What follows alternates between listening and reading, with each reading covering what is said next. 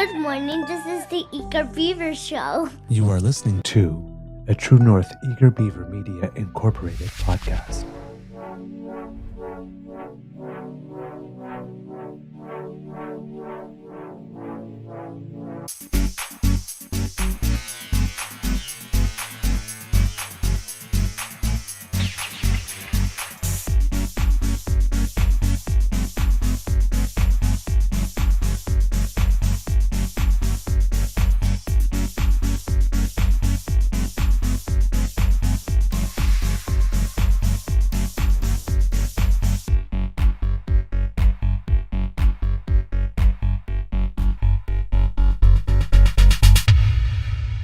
True North Eager Beaver podcasts are proudly brought to you by our founding sponsors, the Miss V Mysteries from Corvid Moon Publishing, your source for science fiction, fantasy, and cozy mysteries featuring a broad diversity of characters. PsychicTarot.ca, book your tarot reading and unlock your spiritual journey. And the Pepper Master, hot pepper sauces made from farm-fresh ingredients to thrill your taste buds and expand your mind.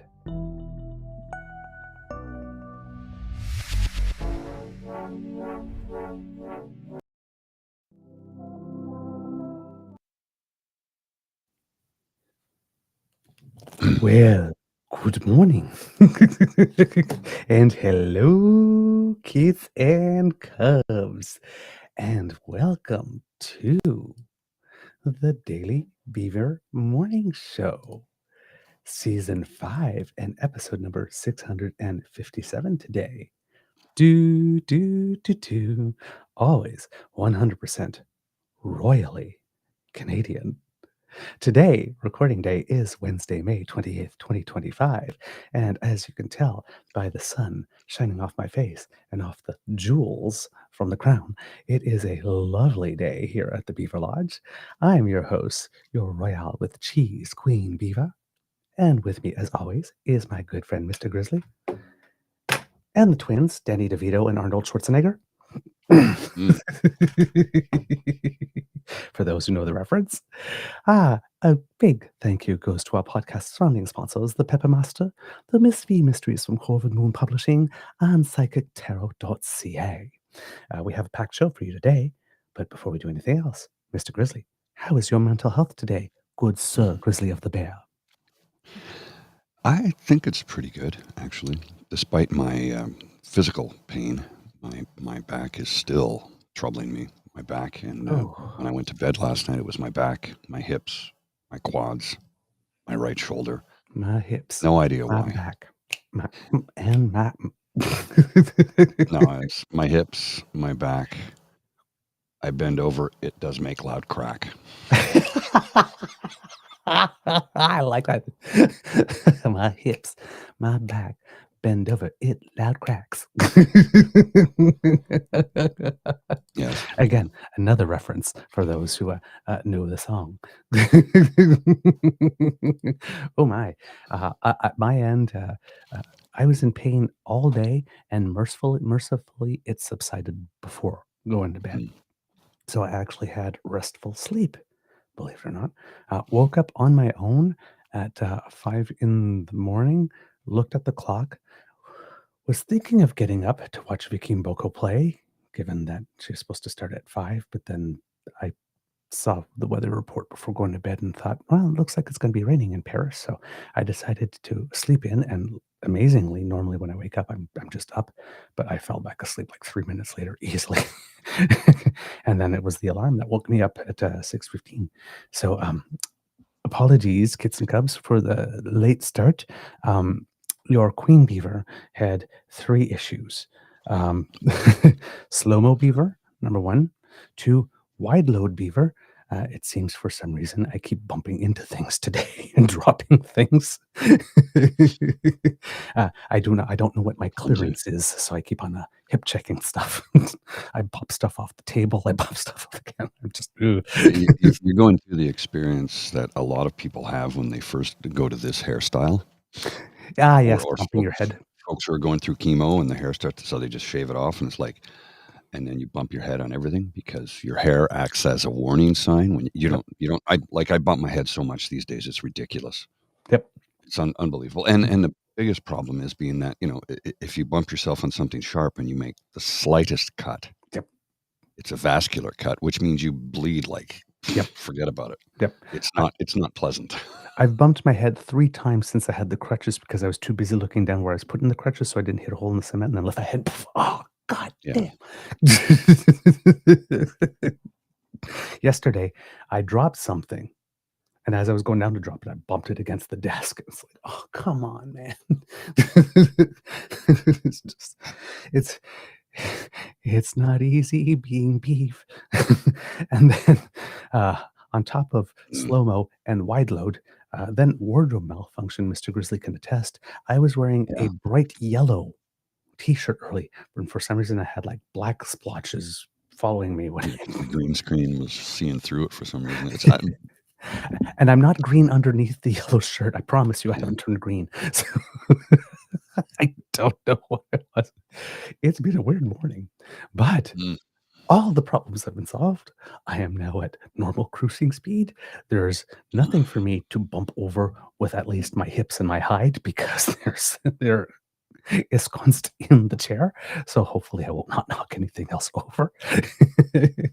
And the wardrobe will not reveal that I'm some freak alien or something. So we're good to go. Oh my God. I tell you, it's a trip. Oh man. All right. Well, before we get into anything else, Mr. Grizzly, your prediction did come true. Yeah. The Oilers Edmonton did won win 4-1. 4-1. 2 empty netters. Well, we watched the first 2 periods, and by the start of the 3rd period, I was sitting there and going like, I can't sit on the couch. I have to go lie down. So I'm just going to go to bed because I'm in so much pain. And painkillers weren't working. And I woke up at 1:30, I think, and it's like, I just stop, just stop. I got up and I put Voltaren all over my body, and it helped. It took the sharp edge off. That's the very first time I've ever noticed that it's helped me, though, because everybody's recommended it, and I'll take it, and I'll put it on, and it never does anything for me. But last night I was like, okay. Well, last night I put some on my hip and my thighs, which were just killing me at that point, more than my back. And it took the edge off enough that I was able to fall asleep. So that's the first time it's ever worked for me. So thank you, Voltaren, for finally deciding to work for me. I don't know if it's because I have a very, very high pain threshold. And maybe for most people, they'd be crippled up on the floor, wincing in pain. And I just carry on with my day because I'm of that generation where that's what you did. Right. Rub some dirt on it, get to work. I don't care how sick you are. We got work to do. So that was my mindset. And as I've gotten older, the mindset, I'm trying to talk myself out of doing those things now. Okay. And as a result, I have started to, when I feel pain, it's like, okay, pay attention. It's like, what do I have to do today? And because I don't have a full-time job right now, I just, okay, I'm going to go lie down. And I feel guilty because I'm missing out on beautiful weather or whatever the case is. But it's like, no, I'm listening to my body now. Yep. Never be guilty for taking time for self-care. Well, and it's something I've had this, I'm learning. I'm learning, teaching myself that because, again, we're of a generation where we just simply didn't do that. Oh, no, you just push through. Push through. Yep. We were raised by children of their parents, our grandparents. Many of them were war veterans or participated in the nation to a degree when it came to the wartime reconstruction. So their mentality was suck it up, buttercup, get to it. So our parents were raised with that mentality. Well, that was instilled upon us, and it's with the millennials and Gen Z, and I guess Gen Alpha will be the same. That mentality is changing, and then of course COVID changed everybody's approach. If you're sick, stay home. Don't come to work if you're sick. I can see that disappearing over the next couple of years as, some senior managers in both meanings of that term, senior, go back to their old ways. Mm-hmm. But as the Gen X and millennials start to take over those positions, I think it'll start to change. Yeah, I hope so too. It needs to. Yes. We're living longer, so you got to take some time for self-care along the way, or else we'll just all peter out really quickly. So yeah, Oilers up 3-1 in the series after a beautiful 4-1 win against the Stars. I believe the series now, does it come home? 6 games? No, No, they were in Edmonton. They were in No, Edmonton. that Yes, was they're game going to 4. Dallas. Yeah, yes. Yeah, they're going to Dallas for game 5. Going to Dallas for game We're 5. watching the game last night, and Corey Perry gets a penalty. Yeah. Edmonton scores to tie it up. Yeah. A few minutes later, Edmonton gets a penalty, or Dallas gets a penalty, and I'm watching them in Dallas' zone, and I look at Bridget and I go, they're going to score. Yep. Sure enough, like within 5 seconds, Corey Perry put it in the net, and I'm like, there's redemption. Yep. There's some redemption for you, sir. And then the Edmonton Oilers picked up a penalty right after, and I'm thinking, why? You just made it 2-1. Why do you? It's like I don't know. They defended it, though. But I keep on watching these matches where people take penalties. Like you just scored a goal. That's the worst time to take a penalty. What are you doing? Now you got momentum. Don't do it. 36 seconds before match ends. Don't take a penalty. Yeah, just settle down. Just show some maturity and don't do something stupid. Man. Although the penalty they gave Perry on that one, I was like, But the guy was going to the net, so they called it a trip, but he kind of tripped over his own feet. Kind of. I mean, I would have questioned it. Yeah. I would have, if I was the coach, I would have challenged it, honestly. But I guess they saw fit to say, not let it go. Don't worry about it. We're going to be fine. But I just, it was really, yes, he was going to the net. But did Perry really trip him? Looked like he tripped over his own feet. Yeah, I'd have to rewatch it again. But yeah, it was sort of like, I was like, that really? Okay. Yeah. So it was a weak penalty call. Yeah. But no harm, no foul. And there you go. They won. 1 game away from the Cup final. So go Oilers, go! I think they're going to take it in Dallas. I really do. They have all the momentum right now. They just do. They have the momentum. They know what they need to do. They've got the Stars figured out. Yeah, a 6-1 and a 4-1 win. But now the 4-1. Let's say it was really 2-1 win with 2 empty netters. But still, I tuned in somewhere in the second period and was watching, and then I was stretched out on the couch, and the third period started, and maybe I was watching on my phone. Maybe Rishi says, "Well, it's like the TV is right there. Why don't you watch it on the TV?" And it's like you turn it on TV. I think I was out like a light in 3.5. That's why you have to hold the phone. You're more likely to stay awake. Exactly. And he's doing science right now. He's doing an experiment. So he had to leave like around 11 to go to where his experiment is to take a sample. So it's like he turns on the TV like this just before, and I get home. It's like all the lights are out. The TV had been on so long that it turned itself off while I was asleep.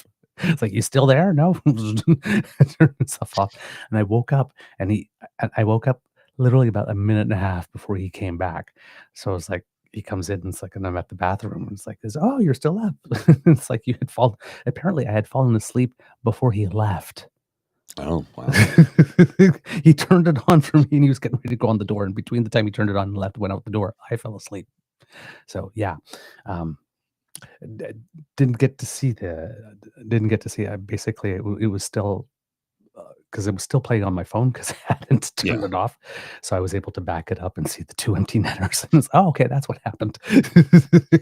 Well, and Carolina plays Florida tonight, and I think Florida's going to win tonight. Carolina showed some gumption by coming back from a 3-1 deficit. And your prediction there was right. 3-0 deficit. Yeah. Was it a 3-0 deficit? Yeah.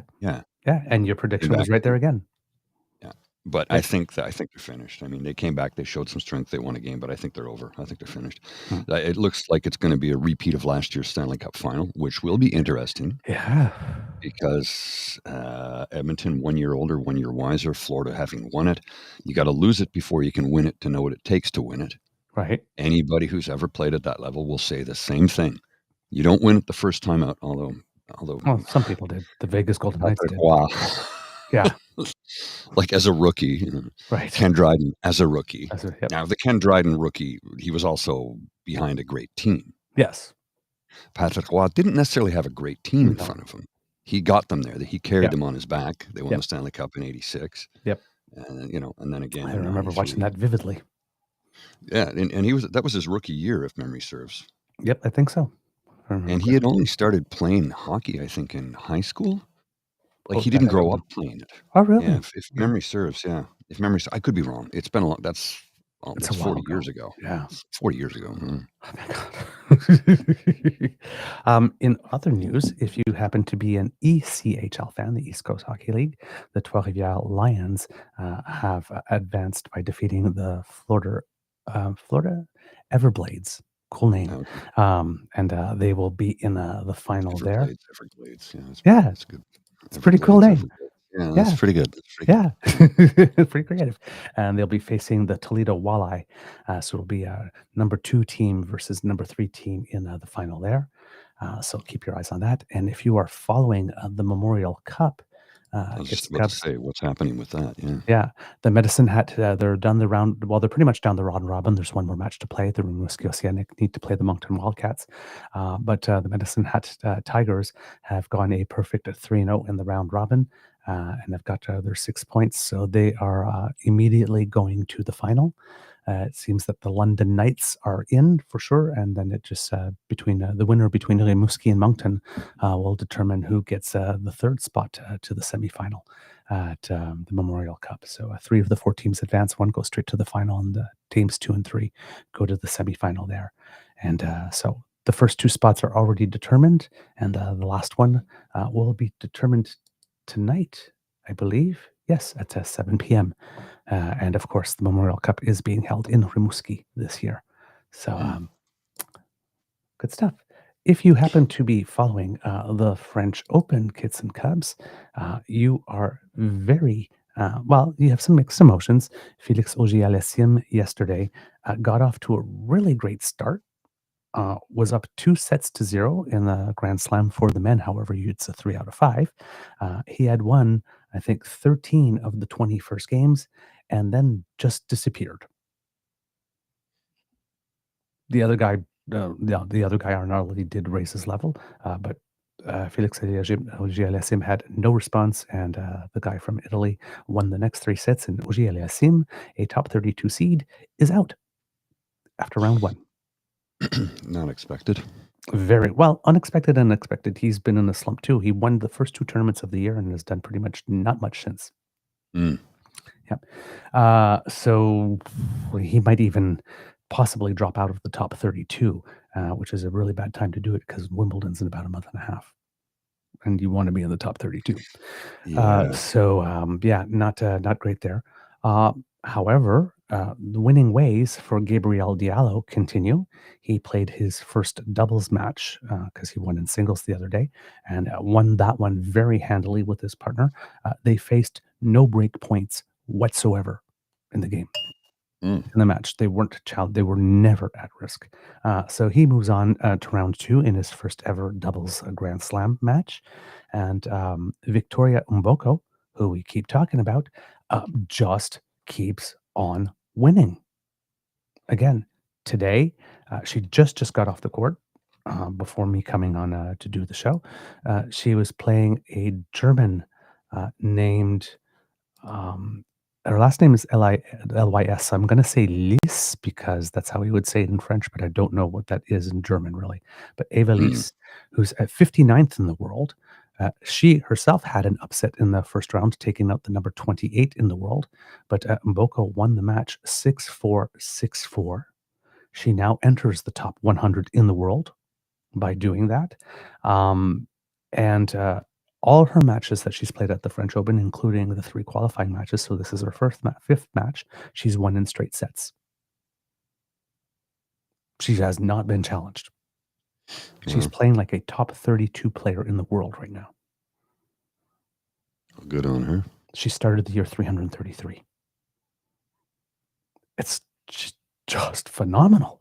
The next I match. misheard that for a second. I thought you said she started in the year 333. No. She's 1,700 years old? She's looking good too for 1,700. Not a day over 1,200. She started the year at 333. Okay, Yeah. Started in the year 333. Wow, I didn't know they were playing tennis back then. Now, the next match is a tall order because she'll be playing Qinwen Zhang from China, who's number 7 in the world. Hmm. So could possibly be the end of the road for Mboko here at the tournament. But hey, she's got 18. momentum and she's just flying. So who knows? I mean, she She's won a 18. set off Remember Coco that. Gauff the other day, and she's ranked number 3 in the world. So Yeah. you never know. You were going to say, sir? Oh no, this is she's 18 years old. So She's there's 18. lots of I know, but it's like 18, your first Grand Slam, first ever. 3 qualifying matches. Boom, boom, boom. First match against top 32 in the. I mean, It's quite something. she's just nailing it. She's phenomenal. She's phenomenal. And she's, again, same thing. She got there to serve it out like this, Mhm. not challenged whatsoever. Match point, boom. Give me more money. just you're 18, you can't do that. Pay me. Did it. Done. And she just walks like she's phenomenal. She's unfazed. I've rarely seen anything like it.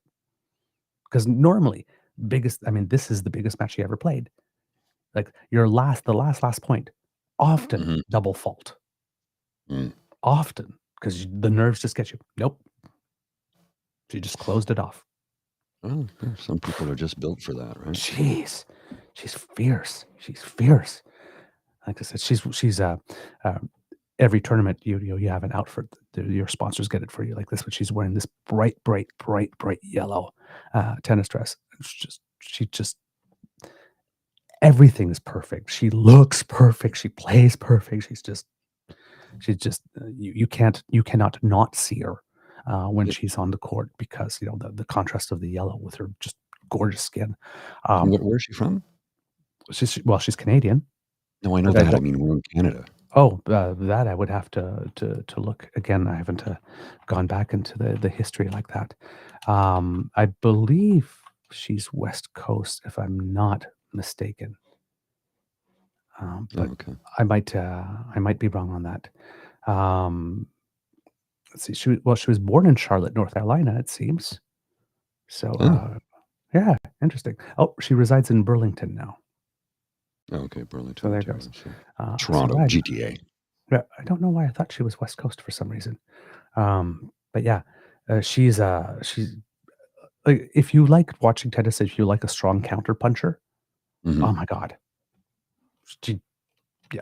Like I said, the people on the other end of this, on the other end of the court are probably going like, who is this person? What the hell is she doing? How does she keep doing that? But yeah, she's probably on the list right now. She keeps this up to being at the end of the year, the emerging player of the year on the WTA for sure. She's won 5 ITF the junior titles before. She's won 5 of those this year, and then she just literally went right. Normally, when you jump from 300 to 200, you're in there for a while. She was in the 200s for about like 5 weeks. Yeah, no, just go straight. Like I said, phenomenal. Definitely someone to keep an eye out for. But yeah, she's on her way to the 3rd round, and we will be cheering for her as we keep watching this absolutely phenomenal progression on her part. Well, just to respond to a couple of comments here in the chat, tennis did begin during medieval times. I think it was in the 14 or 1300s, but it was called real tennis, and it was quite a bit different from what they play today. I watched a documentary about it many years ago. I think it was on 60 Minutes, and people were starting to play real tennis. They called it because that's went back to the original rules. The court was different. You could bounce it off the back walls. They had sloped walls that you could bounce it. It was quite a bit different than today. But yes, modern tennis, 1873. There you go. From my And Canada is one of the oldest tennis nations as well. Yes, but we don't have a Grand Slam. No, and we should, because the Canadian Open technically should be the Grand Slam because it's the 3rd oldest continuously running tennis tournament in the world. Yeah, but we live in the United States. So, well, it should be a Grand Slam. I get that the U.S. Open is one of the biggest. Wimbledon is the crowning glory, right? Yep. You win Wimbledon, that's it. You're seen as the best. That's the lawn tennis championships. And then on clay, Roland Garros in Paris for the French Open. The The Aussie Australian, Open, the Australian and the yeah, US are both hardcourt. So you open yeah, and end the season with hardcourt. yeah. And the Aussie's a Grand Slam too, is it not? Yep. Yeah. Yep. So Yeah, it's why the is it the slam of the Canadian? Asia Pacific. Yeah. Yep. So the US one is the one for the Americas because, it's the biggest country, but technically it should be ours in terms of Yes. prestige and oldest and age and seniority, that type of stuff. And then you have 2 in Europe, of course, 1 on grass and 1 on clay. Mm. Ah, man. And then in every 4th year, of course, you have the Olympic tournament, which makes it a golden and the Olympic medal at the same time. Hasn't didn't Serena do that? No, I think maybe Steffi Graf did. Oh, okay. I think I know Steffi Graf did get a calendar slam. I don't know if it was in the same year with an Olympic medal, but Steffi Graf does have a gold medal from the Olympics and a slam, a calendar year slam. I just don't know if they were both in the same year. And that was probably the first year they allowed pros to compete. I think so. Yeah. Because, it's only been in the last 30 years that pros have been allowed to compete, Yeah. be it hockey, tennis, and et cetera, et cetera. Yeah. Well, I don't even think tennis was. I think when they brought I think tennis was an Olympic sport before, and that wasn't for a long time. And when they brought That's it right. back, they brought it back with the pros to start with when they did. But it wasn't for the longest time. All right, let's see what we have here. Okay, lots of stuff happened. Speech from the throne, and we will get to that. Mr. Grizzly, I know you need a link there for it, so I will get that to you while we chat. While you're doing that, I thought we'd share this image. King and Queen visit Ottawa to open Parliament. Elbows up and carry on, old girl. Jolly good. Jolly good. I saw a thing on the Global Morning Show on Global TV where they had Bono on. And Yes. Bono did the elbows up thing. He goes, what are you, elbows in your face? Isn't there? Elbows up. Yes, that's it. Elbows up. He was gushing about how proud and happy he was that Canada elected a non-populist in Mark Carney. He's no fan of Pierre Poilievre. No. And you'll remember back in the day of Paul Martin. Yes. Right? Bono, and he had a lot of connection. I believe that was at the time that Bono said the world needs more Canada. Correct. Remember correctly. And conservatives lost their minds. Yeah. Right? Because why are the liberals always going for the celebrities? Because no celebrities wanted to be associated with the conservatives. Meanwhile, the conservatives didn't actually notice that the entire time they're complaining about Paul Martin getting pictures next to Bono, like the Stephen Harper's getting pictures next to Bill Gates, because Bill Gates is not a celebrity. Right. It's kind of like, do you guys know how to read a room? So, yeah, when I saw that yesterday, the Bono's talking, cue conservative meltdown in 3, 2. There's something about Bono in particular that just really drives them crazy. So, I was expecting why don't you just shut up and sing already type comment. Right? Because you're not even from here. Why are you talking? Shut up. And but sing. you have no problem though when it's a give, send, go dollars from the United States, though, do you? Yeah, that's fine. Yeah, that's cool. I love the whole shut up and sing. Yes. How exactly? Yeah, I know. You're an artist. You're not supposed to have any thoughts on anything other than your art. So just entertain us. That's what you're there for. Me, serve me, amuse me, and for whatever else is in your head or in your soul, we don't care. Just amuse me. We don't want to hear the rest. It's like, come speaking of amusing, yesterday the back and forth online. Yes. From people who obviously one of two things is at play here. They are trying to spread mis and disinformation, Yes. or they failed basic civics in elementary school. Yes. It's one or the other. It can be both. It can be both. They don't care at all about civics. They never learn. They say they love Canada. They don't know about it, but they keep on talking smugly and confidently as if they've been married to it their entire lives. Well, here's a case in point. Holy crap, Mark Carney and had Charles' speech wrote for him. Charles is actually regurgitating Carney's campaign. Yeah. Tell me you know nothing about a throne speech without being stupid. How dumb can conservatives be? Yep. We've been saying it all week that these are words that are written for him and that were approved, of course, because they have to run it by the palace. And of course, the king, you have to remember, is the sovereign of several countries. So, Correct. he's reading this and he's got to, there is some international diplomacy here because the leader of Britain, Keir Starmer, is trying to negotiate a deal with the United States because the UK really, really needs one. Canada, not so bad, not so much. We already have a deal with every other G7 nation.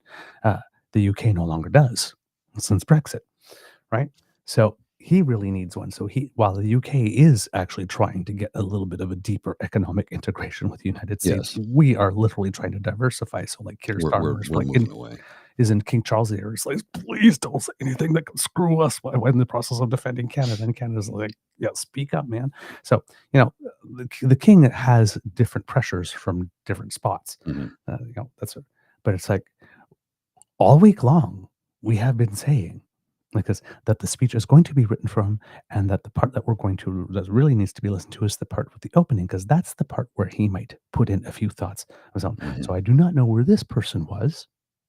Well, they're living since in forever. their conspiracy theory, bias confirmation echo chamber. Well, that's why I'm That's saying where they are. it literally has to be either disinformation or people that really just plain disinformation, whether they know or don't know, or people that don't know who are just tweeting confidently and smugly about things they don't, like confessing to the world, I don't know what I'm talking about, because Better it's like to keep everywhere. Every single news report mentioned this.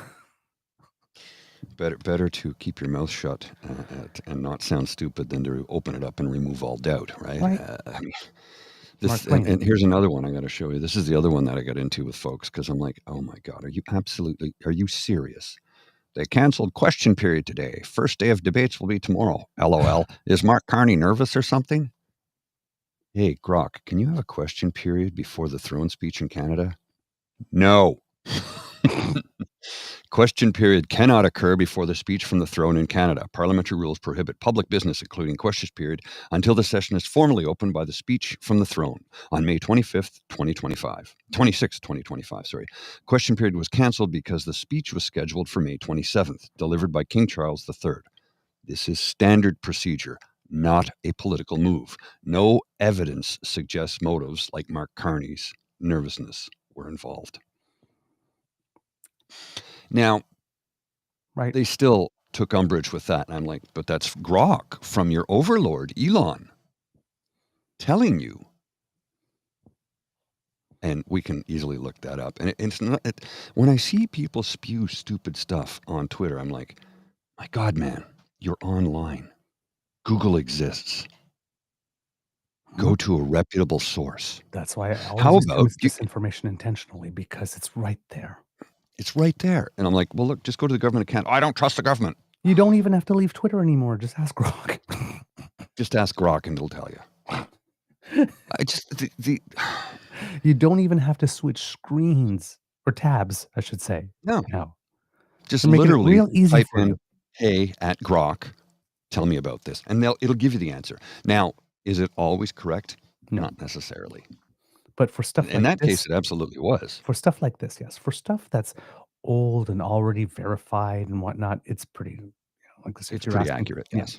Yeah, if you're asking, it's like, if you're like, at what temperature do I cook pork? You don't need to go double check that one. That one they'll probably get right, Yeah.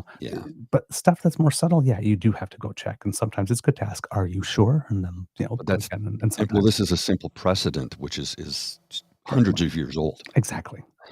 Grok's not going to get that one wrong. So yeah, I mean, come on, man. And there was like a whole bunch of other stupidity and silliness that we will probably get on through the day. But how would I put it?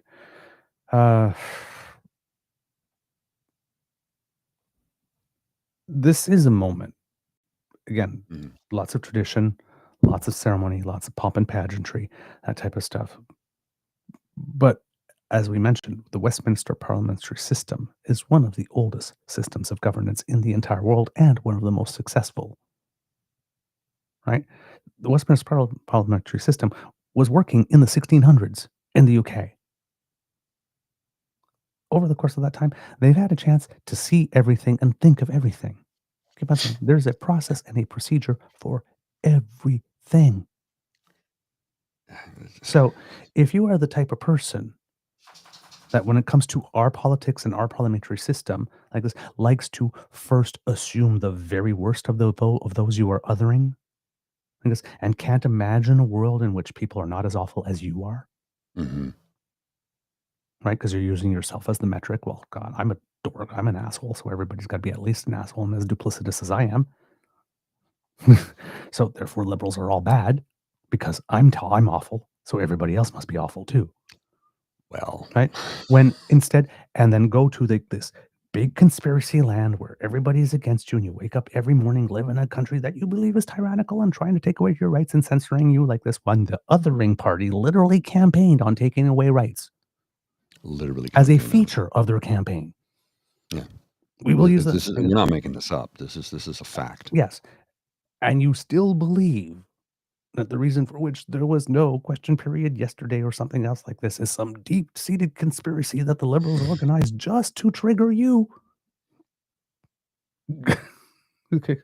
You might be working very hard because the alternative is, gee, maybe there's a logical reason, maybe explained in law, for this, or in tradition,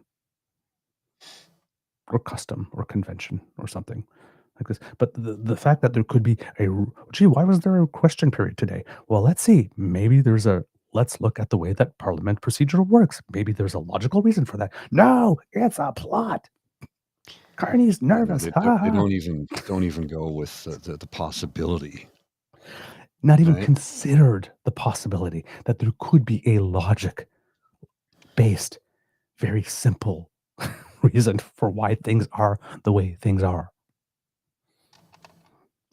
Nope. It's got to be some grand scheme or conspiracy. It just has to be. That's the easier thing to believe. Well, because it suits their narrative. Exactly. Right? You can't, if someone's paycheck depends on being wrong, you can't convince them to be right. No, because their livelihood likely depends upon it. And we don't know that that's the case.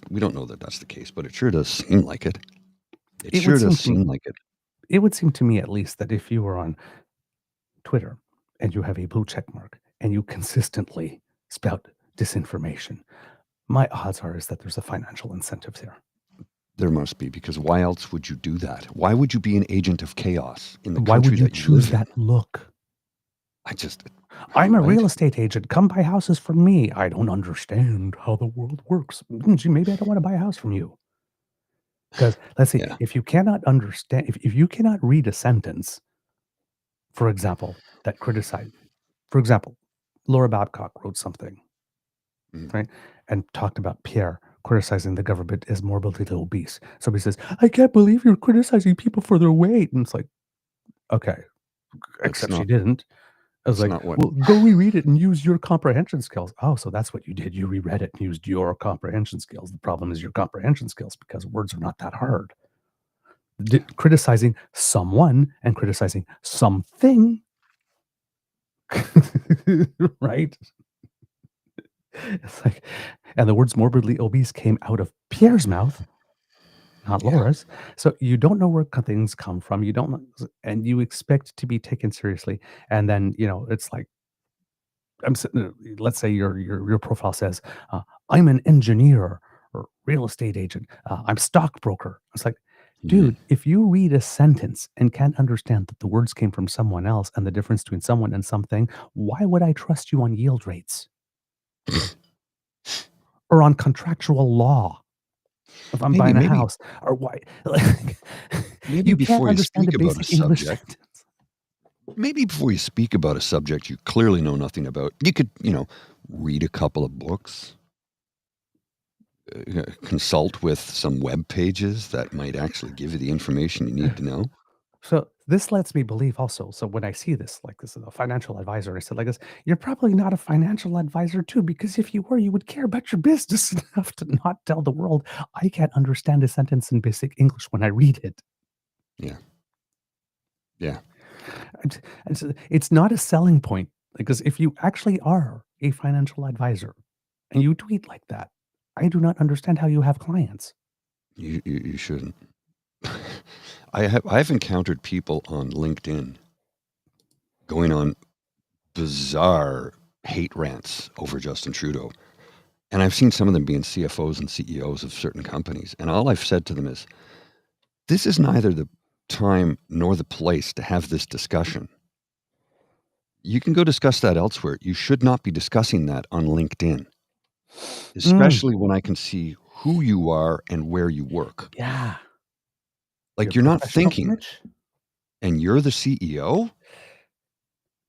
I shan't deal with your company. Uh-huh. A CEO is supposed to be incredibly diplomatic and understand how things work. Yeah. This person clearly didn't. He immediately, within seconds of him reading my post to him, he took his down. Well, Sober yeah. second thought. You don't post things like that on a work social media forum. LinkedIn is for work, for professionals. It is not for politics. Now, I know there's politicians who post on there. But That's even their then, work. but even then, they stick to their profession. They are working. should. Yes, they're in their profession. That's right. Yes. Like this, but like But they're some of the talking comments politics, I've they're talking seen. about systems and whatnot like this, and not specifically political positions. Hopefully, Oh no, sometimes it's political decisions. Yeah. That's not good. And I see that, and I'm like, look, they're entitled. They want to talk about that. They can. That's their job. But it's some of the responses from people. I'm like, what are you thinking? You didn't think. You didn't have a sober second thought.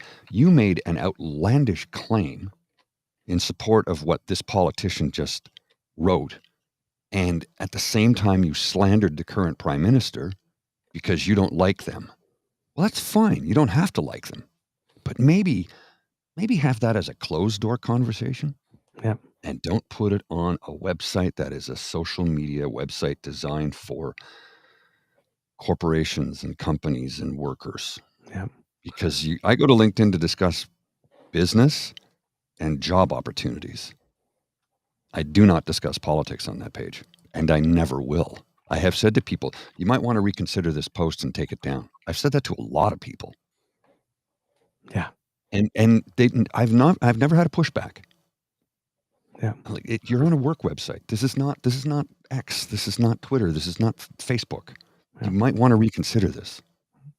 Now, we had an example. There's this guy here. Not going to say his name because I don't want to give more popularity to him like this, but he's got like even a whole logo for his whole thing, and says estate economics, mortgages, and politics. Why? Why the last one? Estate economics and mortgages should just be your thing. Leave the politics alone. That's it. Like this. But then, so estate economics and mortgages literally tweets. I kid you not. This is word for word. Mark Carney promised no games if Pierre Poilievre found a seat. The Conservatives delivered. It's been weeks and still no by-election. What's taking so long? We have zero budget, zero answers, and now zero by-election. At this point, you're just a government of zeros with a target emoji. Okay. So tell me you don't know how anything works without telling me you don't know how anything works. Did we not already report weeks ago that according to the Office of the Speaker of the House of Commons, members of Parliament can't resign their seat until 30 days after the election result is published in the Canada Gazette, the federal government's official publication? The results have to be counted, validated, confirmed, audited, all that kind of stuff, then officially published. And 30 days after. Yeah. Then. So this guy, Kurek, probably can't resign his seat for probably another 77 days or so. Officially, correct, yeah. So why is it not happening? How come it hasn't? It's like, it has to be some big conspiracy, or it could just be the law. And Carney said he would call the by-election as soon as he possibly could. Yeah. Legally, as soon as he can call it, he will. Yeah. He said that. Meanwhile, we have Danielle, who made she wait about 6 months. She finally called the by-elections. I thought it was going to be on year. June 23rd. There's going to be 3 of them held, and then she's going to finally be able to run in one. So it's like your girl is doing what you're accusing the other guy of. This, and she had full power to be able to call it any time. This guy, at any time. There's an actual legal reason why it can't be done now. She could have called it the day after he She could was have. elected to the head of the NDP in Alberta. Yep. She could have called it the day after. She could have. So it's like, but no, right? It's like the Liberals must be doing something underhanded because heaven forbid it could be something as complicated and underhanded as the law.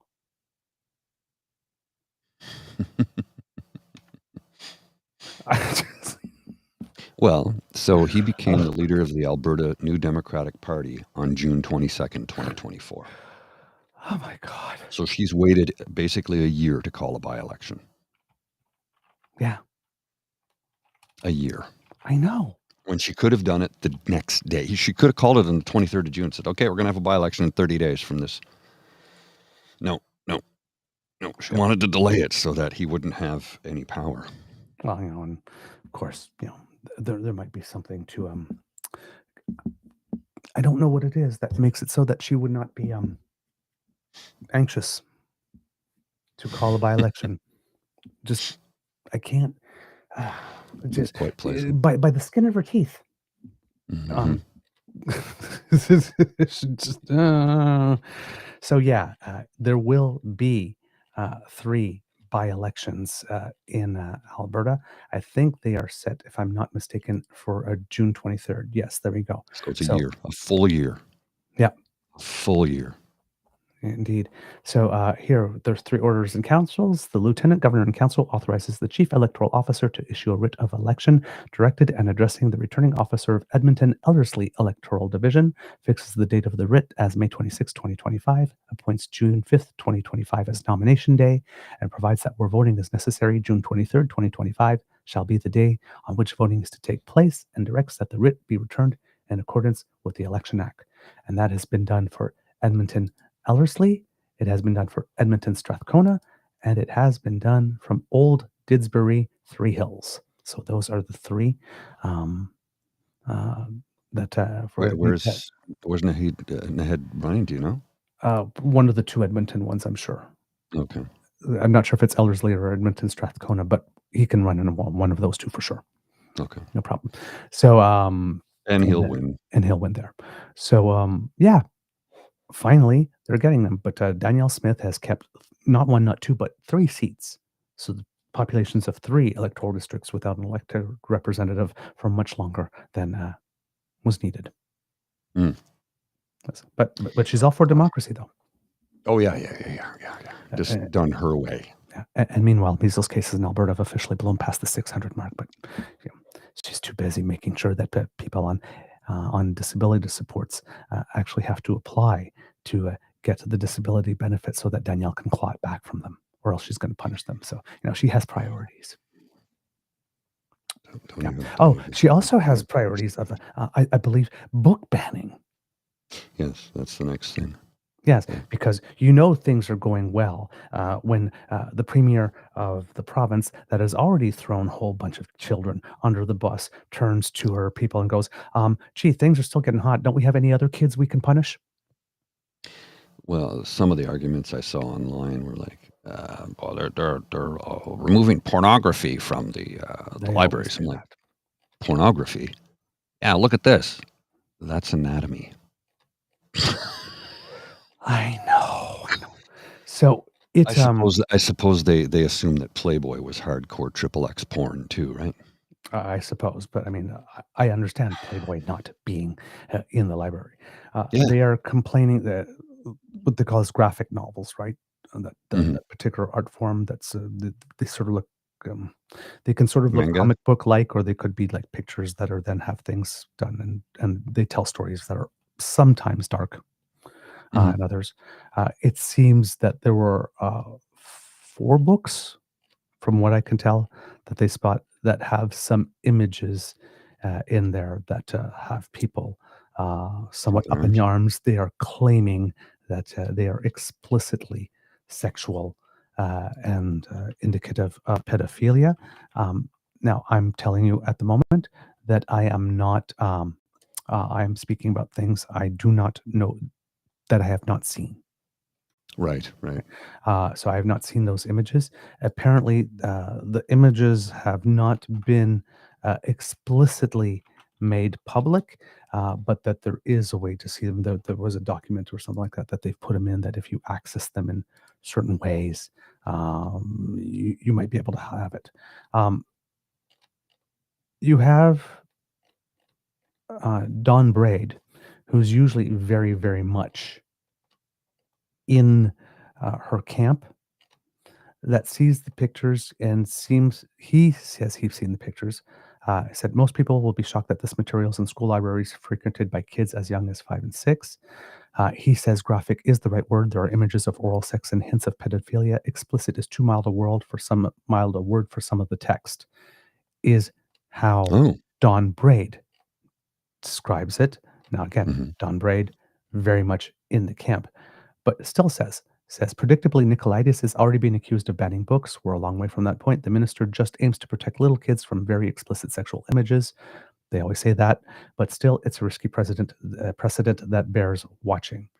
So he ends his thing by saying, Nicolaitis wants to ensure it doesn't happen again. Well, he says, somewhere along the line, a person made a serious error in judgment in making these books accessible to young kids. Nicolaitis wants to ensure it doesn't happen again. In doing so, he opens the door to censorship just a crack, and that's where it has to stop. So even Dawn Braid is like saying, careful. Yeah. So it could be, Mm-hmm. it is possible that there's a graphic novel that has, like I said, I'm not saying that they are That's wrong. what they're saying. I don't know. I've not seen it. Yes. But I do know that some people cited literally anatomy books. Oh, yes. Yes. Graphic, pornographic material. In the general stuff, yes. In the general debate on this, that's usually what happens. Now, he says, I have a dear friend whose job is to curate. Again, we have to take his word on it that he does have this friend whose job is to curate, recommend, and sell graphic novels to schools. He works for an accredited vendor in Ontario. Alberta has at least 3 such companies that provide graphic novels to schools. My friend is familiar with all 4 books in question. He says they're widely known graphic novel classics of coming-of-age sexuality. He thinks there could be a place for placing them in high schools cautiously, but those books should not be in libraries where elementary kids can't see them. So again, I would agree with that. Okay, were they? Again, we don't know. But I agree with that statement, though. Yes. So this is not as far right as we see in the United States. However, we also know that when it comes to Danielle Smith,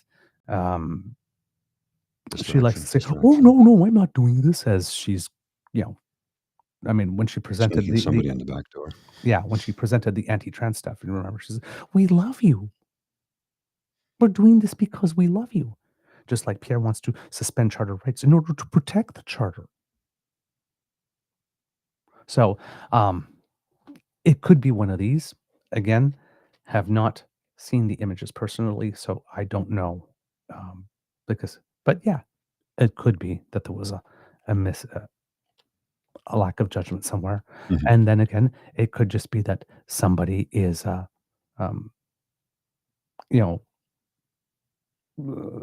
some people just get triggered by talk or suggestion, right, yes, of sexuality. But if it's of coming of age, well, then what happens when you come of age? We say coming of age because you're having your sexual awakening. It's code for having coming of age is code for having your sexual awakening. Yes. Right. So it would seem going to happen. It's going to happen to you no matter what. Yeah. It would seem that Nicolaitis, the guy who's doing this, is also accused of being anti-gay and anti-trans, according to Dawn Braid. Again, I'm going to have to take his word for it because I do not know this minister enough. He did not once mention LGBTQ or transgender, although those themes are in the novels, as well as heterosexual sex as well. So, again, having to take Dawn Braid's word for it on this one. I'm not very inclined to do that. The only reason I'm reading it into the record this time is because Dawn Braid tends to be always been like, full in whatever Danny wants, give it to her like this. And this time he's like, I can see this. But so if Dawn Braid is going, there might be. Yeah. This could actually be. I'm willing to consider the possibility that there actually might have been a questionable decision here or there that has been made. If he is not going all in. Well, mistakes do get made, unfortunately, from time to time, and things and people and procedures fall through the cracks. None of us like that. but it happens. Hmm. But if we are adopting past behavior as the best predictor of future behavior, Hmm. this is a thin edge of the wedge, and Danielle Smith is going to go full in at some point. Well, I mean, she realizes that her entire government is going to be brought down soon. The old Tylenol scandal, which Nate, our good friend Nate, who was slapped, was able to fight back and push back and got his website back and his channel back, and now the Globe and Mail is reporting on it. And I've talked to a few people online, and I said, "Yeah, we had Nate on not too long ago. Have a look. Here's our conversation with him." They're like, "Oh," so I've gained a few followers, but at the same time, getting our show out there to other people who don't know about us. And I'm like, "Yeah, Mm-hmm. we're fully in Nate's corner because we know who he is. He's a good man. Oh yeah, and Nate does research. He knows what he's talking about." So when you get hit with a slap suit, it means you've pissed off the right people. Yeah. Because they're running scared. Yep. And they know a slap suit is basically an admission of guilt. Not all the time. Not all the time, basically. But yeah. When it's used if someone's actually being defamed. Yes. That's one thing. Nobody was being defamed here. He was You reporting said the truth. you said something unflattering about me that I don't like, but that happens to be true, allegedly. That's not being defamed. Yeah. No, right? no. So I'd like to see an end to slap suits altogether, though, because it really is wealthy being able to punch down once more. It is. One more example of it, you know? It is. Yeah. And we're fighting back. Yeah. We're fighting back little by little, people contributing money to the GoFundMe so he could have the ability to hire a lawyer to fight back for him. This is a good thing. Yep. This is when the people speak. Yep. And we need to be heard because we're tired of being silenced by the rich and powerful, especially when we know they're wrong. Seems that, according to Kit Tabby G, that the Ontario government might have announced that it won't cut back on the disability by $200. So zigging when Danielle Smith zags. So, well, and you're now, correct me if I'm wrong, I think you're now allowed to earn up to an additional $12,000 if you're on ODSP. I'd have to look more into that. I haven't done that, but there's a possibility that I was talking to a friend the other day about that who was on ODSP, and I think that's what she said. It was 12,000 is what she's allowed to earn as a maximum, which helps because ODSP is barely above that to begin with. Indeed. Barely above that. ODSP wouldn't pay my rent. Wouldn't cover my rent, so. Yeah, you know. Indeed. So, silliness, just outright silliness going on. But the important part for democracy lovers is that Naheed Nenshi is finally going to have a chance to get a seat in Parliament. And then I would assume that Danielle Smith's life is about to become way more complicated. Oh, yes. Speaking of seat in Parliament, have you seen Theo's cartoon from yesterday? I did. Let's just blow it up, shall we? Let's blow this one up because it's too good. It's too good. FOMO, fear of missing out. The king sitting on the throne, delivering the throne speech while Pierre Poilievre eats nacho chips. Sigh. At home. Sits at home and watches on television. Although, if memory serves, he was there for that. He was there. Yes. Yeah. Unfortunately, they found a way to get him a seat. Don't know why. He's merely the leader of the party. Actually invited him. Could be. I think Mark Carney invited him in. That's probably why. Yeah. Yes. Mark Carney has to be escorted. Yes. Mark Carney once again.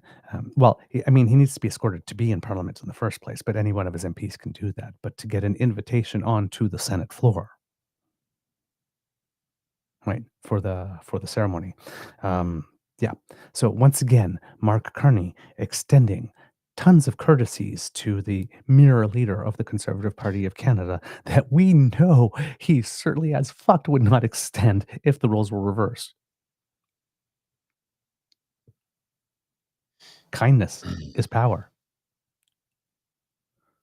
Because at some point, people are going to wondering, why are you keep on taking swings at Mark Carney when Mark Carney keeps on making it easier for you to actually be somewhat relevant? It's going to look a little ungrateful after a while. Well, I mean, I'm just saying. I mean, the other day he accused it's Mark like Carney of literally doublespeak. he's doing everything he can to be kind and courteous and diplomatic, and Pierre is having to start to shut his mouth. Yeah, the other day, we will work with the Liberals to ensure that Canada is safe. I'm like, uh-huh. You We'll know see who what your daddy is. Yeah. We'll see how that Oh, looks like. from Bougie Dive Bar Life. And then she is running in Notley's old riding of Strathcona. There you go. There you go. Thank you. Appreciate Thank you. that. Thank you. Bushy, I love that. He'll One win of the that best easily. handles out there. Yeah. Bushy Dive Bougie Bar Dive Bar Life. Life. It's perfect. Who I believe is an Oilers fan. Correct me if I'm wrong. I believe and resides in good taste too. Resides in the oil city. I believe. I could be wrong. Bougie Dive Bar. I love a good dive bar. You know, the first bar I came out in, well, that came after I came out, the first bar I went to, I guess gay bar, was a total dive. And it was the funnest place I had ever been. Where? The 166B. You know where the Hungarian Village restaurant used to be? On Laurier? Between No. Elgin? It's now like a, then for a while it was like a comic book sort of game store. Oh, that's still there. Yeah. So Comic there's book game store. Yeah, there's a metal staircase going up to a metal door that seems to be nondescript. Mm-hmm. So that was the gay bar. Oh, okay. I didn't even know No about signs, that. no windows, no nothing. Yeah, very discreet. Very hidden, just like a stairwell and a metal door. The carpets were burned. Oh. There were 3 mirrors on the dance floor. One was always broken. There was always like one parquet missing from the dance floor somewhere. It was always a different spot every week. The bathroom doors would not lock. They wouldn't aim. Shithole. Oh yeah, total dive. They tried to class it up by putting like little vases, like with a little flower on each little table. Well, every now and then, a buddy of mine, he'd call me up and he goes, "Come on, let's go to Creepy's tonight for karaoke." They'd have karaoke on Sunday nights on the third floor of Creepy's. Well, CP's, Centertown Pub. Creepies. But it became known as Creepy's because as the younger Gaelings came in, the older creepy guys, and believe me, they were creepy. Yep. They were. So I'd be there with my buddy, and we just and they'd start hitting on me, and I go, "Well, thank you very much, but I'm not your type." He's like, "What's your type?" And I go, "Somebody with a vagina." What? Yeah, it's karaoke night. Can I come in? He's like, yeah. Well, not only it was creepy. Not only karaoke night, but Creepies on the weekends actually had a piano player downstairs. It was like the Silhouette Lounge, it was called. Like this, where, listen, if you've never been to piano bar night at a gay bar, you need to go. Because I read it's so much fun. I read a diatribe recently on and it was a back and forth long thread on Reddit how the song Piano Man by Billy Joel is actually about a gay bar. Really? I did not know that, but that Talking would not with Davey, surprise me. who's still in the Navy and probably will be for life. He's only singing about men at the bar. That's true. Making love to Rick, Tom, and Jim. His tonic and gin. Making love to Tom and Jim. So I read it, and somebody presented this theory to Billy Joel, and he laughed hysterically and thought, that might be the truth. He goes, "I just played the piano there. Maybe that was what it was, and I didn't know." Oh, yeah, because that's right. And I mean, it wouldn't. I mean, it depends when, but it probably wouldn't just be men because we have our girlfriends too, right? Well, it was 1970 when he wrote that song. Yeah, but we have our girlfriends, right? Mm-hmm. Not girlfriends, but girlfriends. Hey, girl, like this. So, I think I could be a movie star if I could just get out of this place. Yeah. So, I mean, I know. Yeah. Now that you're making me think about the lyrics, then it's like, oh my God, it could be indeed. But so, it was not odd to see women there with their friends like this. But if you if there ever is that opportunity, if you want to go to a place where absolutely everyone is singing the song, Like this, Yeah. and full-heartedly and full-throatedly and just having a great time. Straight piano bar night at any gay bar. Trust me, show tunes galore. It's just fun. It's just fun. Nobody's sad. No, It's an experience. It really is something. what's the line from the house track? This is my sacred place. It's Oh, this is my church. This is where I heal my hurts. thank you. There we go. In There we go. God is a DJ by Faithless. Right. Love that I knew it was song. Faithless. I just couldn't think of Yeah. the lyric. I often have You know, to say the words out because I'm out. Insomnia was their other big one, right? Like this, and yes, if and that loving was you a is wrong, huge I don't want to track. be right as well. Yeah, But Insomnia was Insomnia, huge everywhere. and that track still kills. Oh yeah, Still it is. It's to this day. Oh yeah, it sounds like it was made today. Yeah, exactly. And it was made in the 90s. Oh yeah. It's like, If you don't know what we're talking about, look up Insomnia by Faithless. and do the Find remix the first. 12-inch remix. Yes. you know. I have it on vinyl right over there on the shelf. It's like the single is great, but Mhm. listen to the remix first. The remix Then is listen to better. the single. But the lyrics, one dried potato. The lyrics are quite funny, actually. And he's talking about insomnia, and then the track just explodes. Oh yeah. Anyway, Once it drops and I it have just to go. takes off. Already? Oh geez. Wow. It's 8:30. Yeah, we started late, right? So Yeah. I do have to run because I do have to take care of a couple of things, and we have a 10:30 meeting too. Mhm. You got the link? I sent that to you earlier, I think. Yes. Okay. Something I wanted to share with you quickly from our friend Creek Pete just before I go. Yes. He says Trudeau was a good PM that was sandbagged by an incompetent media that is more interested in gossip and clicks than actual journalism and fact checking. Well, this is from Polling Canada. Consumer Price Index, all items versus childcare services in Canada. Change in nominal prices from 2002 baseline. For years, the price of childcare in Canada had been rising faster than overall inflation. Correct. And that's the blue line is childcare, and that's inflation. Then the Canada-wide early learning and childcare plan took effect in earnest, and that was in 2022. And look at the drop off. Mm-hmm. But also look at the Childcare widening services. of the gap leading up to that inflection point. Yes. Yeah, the widening of the gap was massive. But now it's the other way around. Yeah. With that one measure, that one affordability measure, Liberals probably saved Canadians more money than any single Conservative alleged tax cut ever. In history. I'm going to say it. Maybe I'm wrong. Prove me wrong. If I'm wrong, prove me wrong. But tell me who could make a better savings for Canadians than that. Honest to goodness. Yeah. I mean, you see how that gap just went. It was wider and wider and wider, and then boom. Just fell right off a cliff. It's almost a straight line down. Well, the difference it made in people's lives. And what was it? Seamus O'Regan, he says, all of a sudden we're seeing all these women come back into the workforce. He said, it has affected us in ways we didn't know. And it took place way quicker. And everybody go, we can't afford this. Actually, we get more out of it than we put into it.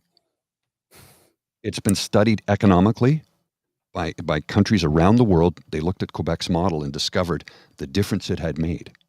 I think the federal government gave the provinces X number of years to get to full percent, and like within 1 year or 2 years, more than half the provinces that had signed on were already doing the full program. Well, because they've seen the difference. They've seen the difference it makes. And you have a few people go, we can't afford this. We can't afford not to. Uh-huh. We can't afford, because what happens? It gets more people into the workforce. What happens when you get more people into the workforce? Well, it generates more revenue. And then what happens with that revenue? Well, they spend it on things like clothes and cars and houses and restaurants and bars and trips and et cetera, et cetera, et cetera. Although I did watch a very interesting commentary the other day. A British gentleman talked about how, remember the single family income? Mm-hmm. And then we suddenly had dual family incomes, but nobody was getting any further ahead. Mm-hmm. It's because the single family income at one point they had a disposable income, right? They had disposable money. They had savings. All the bills are paid. There's savings made. There's investments made. Then they had disposable income, discretionary funds to spend on whatever they want. Now we have two incomes in one household, and the discretionary income, the disposable, is It's gone from this on a single to this between two. He says what has happened is incomes have not risen in accordance and in conjunction with inflation. And that's two incomes, not one. He says when you had one income, it rose quicker and faster and higher. Now that we have two, they're flattening out. And that is actually the truth. Now, I'm not saying don't go to work, stay home. I'm not saying that. I'm just spouting simple economic fact. That's it. Anyway, I do have to go. Sir, you are muted, just to make sure you're aware of that. Okay. I wasn't sure if you knew or not. Yep. I do have to go, but I will see all of you later on. I'm going to try desperately today. Yesterday and the day before, I was in just simply too much pain. It took all the strength in me to take Lola out for a WLK. She knows she's going in a minute. And when I got back in, it was like I just had to lie down because my back was hurting so bad. But so far this morning, it's not nearly as bad as it was. Hopefully, I can get some stuff done today. I just got one show posted, and the other one I'm in the process of getting it ready to go on the audio. So I'll see you guys later. You take care. And I won't end the stream. I'll just hit the leave. You're still muted. There you go. Okay. Thank you so much, sir. Right.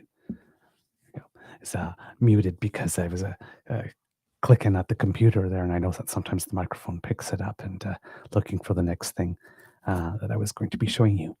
So yeah, Kits and Cubs, lots of stuff going on with distractions from the Conservatives that are going on, but we still had the speech from the throne, right, which was a completely momentous event.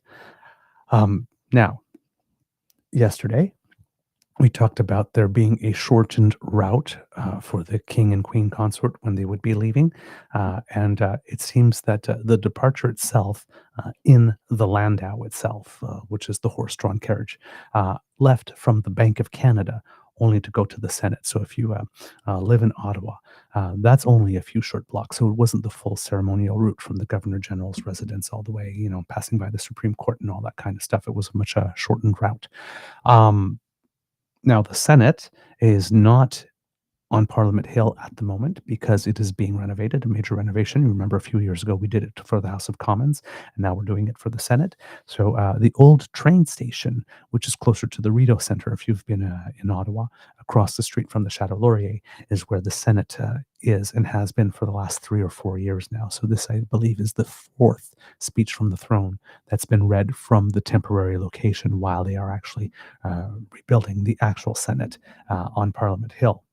The shortened route had many considerations, but one of them being the king's health, because as you know, he was recently diagnosed with cancer, and his energy isn't necessarily as it normally would be, although we really couldn't tell from this trip because on the first day, and apparently this is something that the king routinely does and routinely did when he was prince as well, just did not hold a luncheon. Normally he should have gotten off the plane and held some type of lunch and whatnot and then gone out. But it's like, no, he said, it seems that according to royal watchers and people know that he really wants to go out and meet the people and spend as much time as he can making these connections. So he frequently apparently skips lunch and luncheons and that type of stuff. So, but there are health considerations to take into account for here. So a bit of a shortened route as a result of that as well. For those who are wondering, because we've been giving a lot of history and trivia and stuff, the state landau itself was purchased by Governor Earl Grey, and if that name rings a bell, it should, because Earl Grey is the Governor General who brought the Grey Cup to Canada, the trophy for the CFL. So he bought it from the Governor General of Australia back in the day, and he traveled in the state landau to open Parliament in the name of King Edward VII in 1909.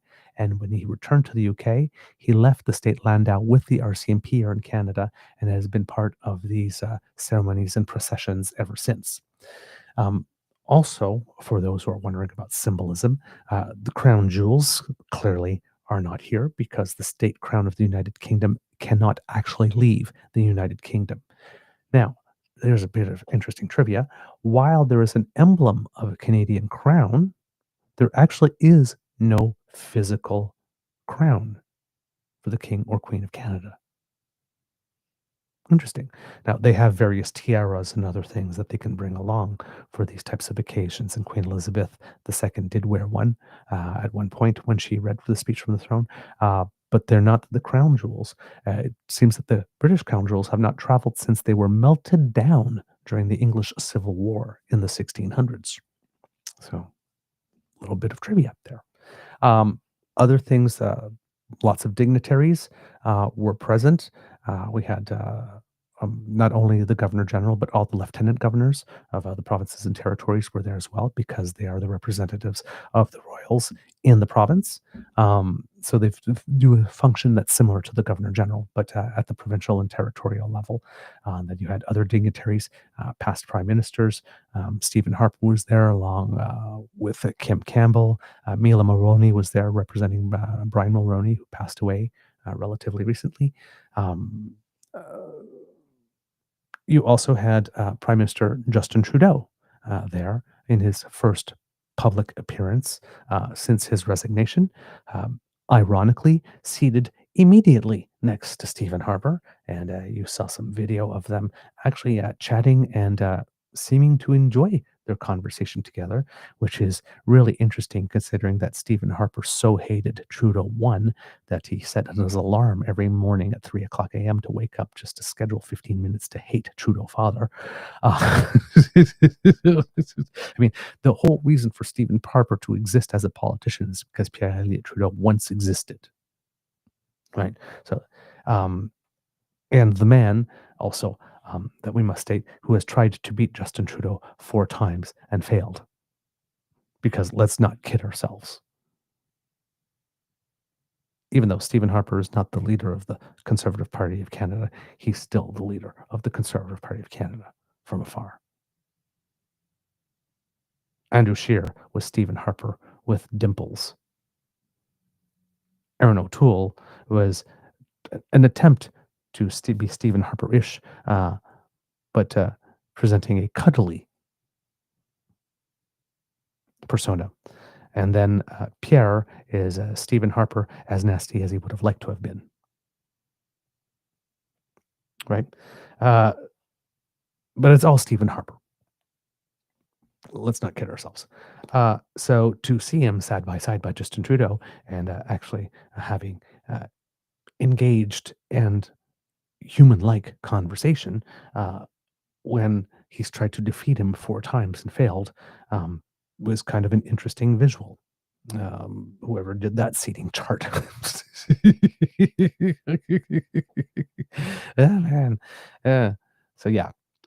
But yeah, all these dignitaries there, former governors general as well. Michael Jean was there, and Adrian Clarkson and the like. So a big. It's the big event. I mean, let's not kid ourselves here. It's an absolutely huge event. There were lots of interesting moments, and other people who are looking for symbolism. They were wondering what type of brooch the Queen Consort would wear, because on the first day she wore the 1939 Maple Leaf brooch, which is very, very particularly symbolic. The royals have in total about 5 brooches that have been gifted over the time or acquired in some way, because the 1939 brooch I don't think was gifted, but it was to the royals, but it was I think a gift from the king to his wife at that point, if I remember correctly. But yesterday's brooch that Queen Consort Camilla wore was the Canadian Rifles brooch, which is crafted in silver and embellished with diamonds, as according to the excerpts at Stephen Stone. And I will here show it to you, kits and cubs. I'm just trying to make the screen a little bigger here before putting it on so it can be very visible to you. And here we go. So hopefully it now appears. There we go. So there it is right there if you see it. The Rifles brooch. So that's the one she chose to wear on the day. So a shout out of course, to Canada's military history, which is always a very important key on this day, particular since one of the stops was going to be at the War Memorial um, in order to lay a wreath there. So, yeah. Uh, Here it says, as for her accessories, Queen Camilla styled her three-strand pearl necklace with a diamond clasp at the center and the Queen's Own Rifles of Canada brooch, which holds significant symbolic meaning. Um, so there you go. Uh, of course, the article, let's see, does it go on? Yes, it does say. The Queen's Own Rifles of Canada brooch is a meaningful and distinguished piece of royal jewelry, symbolizing her deep and enduring association with the regiment. And this is jewelry expert Maxwell Stone said in a statement to a media that goes by WWD, which is Women's Wear Daily. Interesting. Women's Wear Daily covered the event. It's amazing who covers a royal visit. Quote, crafted in silver and embellished with diamonds, it's adorned with the regiment's iconic buglehorn cap badge. The brooch was presented to her in 2012 by General Sir Patrick Sanders, then Colonel Commandant of the Rifles, to mark her appointment as Colonel-in-Chief, Stone said. Since then, Queen Camilla has worn it on numerous ceremonial occasions, including during official visits to Canada. I'd estimate it to be worth around £100,000. That's roughly $135,000 Canadian.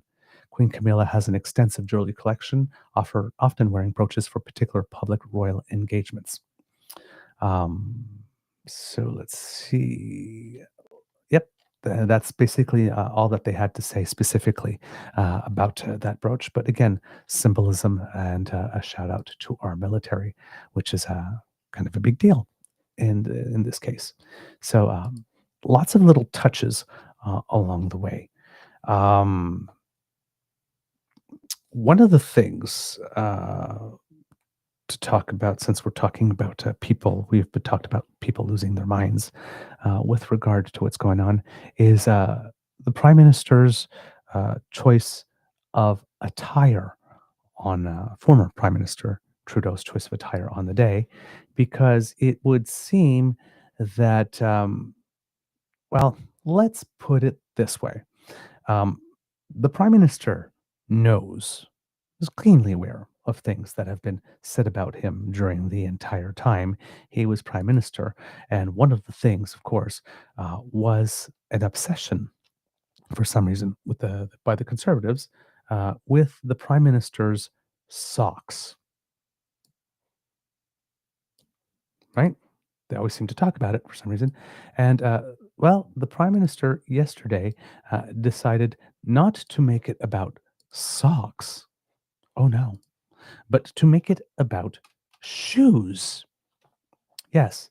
So now I have to believe that this clearly was intentional, knowing the meltdown that it would cause. So yeah, some green Adidas sneakers with either red or orange, depending how it comes across to you on this background, stripes. And then, of course, one of the typical blue checkmark bullshit accounts, Trudeau felt it was appropriate to wear those shoes to the Tron speech, so, thus proving that the mind is the greatest prison, for they have no identity without him. See, remember that bit in the debate where Mark Carney had to turn around and remind Pierre that Justin Trudeau is gone, and so is the carbon tax. So maybe you'd like to, not remain stuck in the previous administration. That might be a good idea if you would like to join us in the current century. Now, of course, Canada's resident obsessed with Trudeau, can't let it go, Trudeau derangement syndrome columnist, Mr. Andrew Coyne, of course, still has not learned that you do not need to swing at every damn pitch. But Andrew just cannot help himself. So Andrew Coyne, again, What the hell kind of shoes does Trudeau have on? And our good friends from the Pearson Project. Mr. Trudeau, a private citizen, is wearing his trademark Troll Andrew Coyne trademark footwear, custom made in findadouchebagtotroll.com.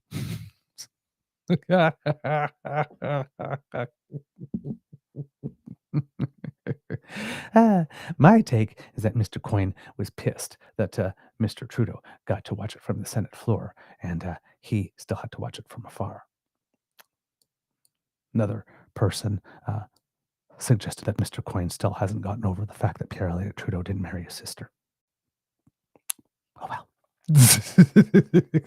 I don't know what it is with Justin Trudeau and Andrew Coyne, but Andrew Coyne just cannot smell him. He just loses his mind. Oh, man. Oh, well. Again, I'm beyond trying to understand Andrew Coyne. Some days he is so bang on and right, it hurts. And when he is wrong, oh my God, is he ever wrong? And then other times he just swells up and falls apart like he did on that. It's shoes, man. It's shoes. Like, you really need to calm down.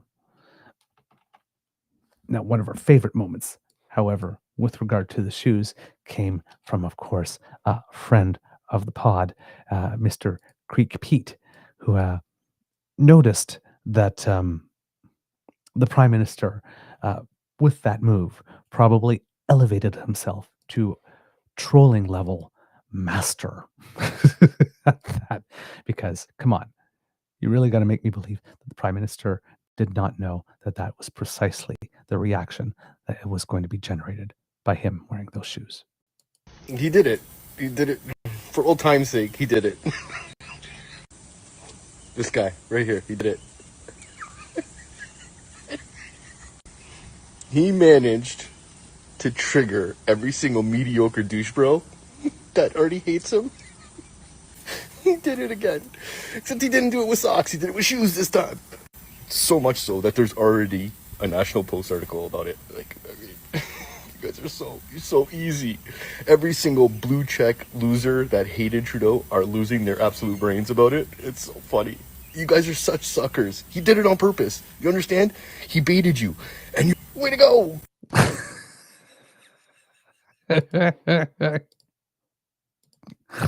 Oh man, I love that guy.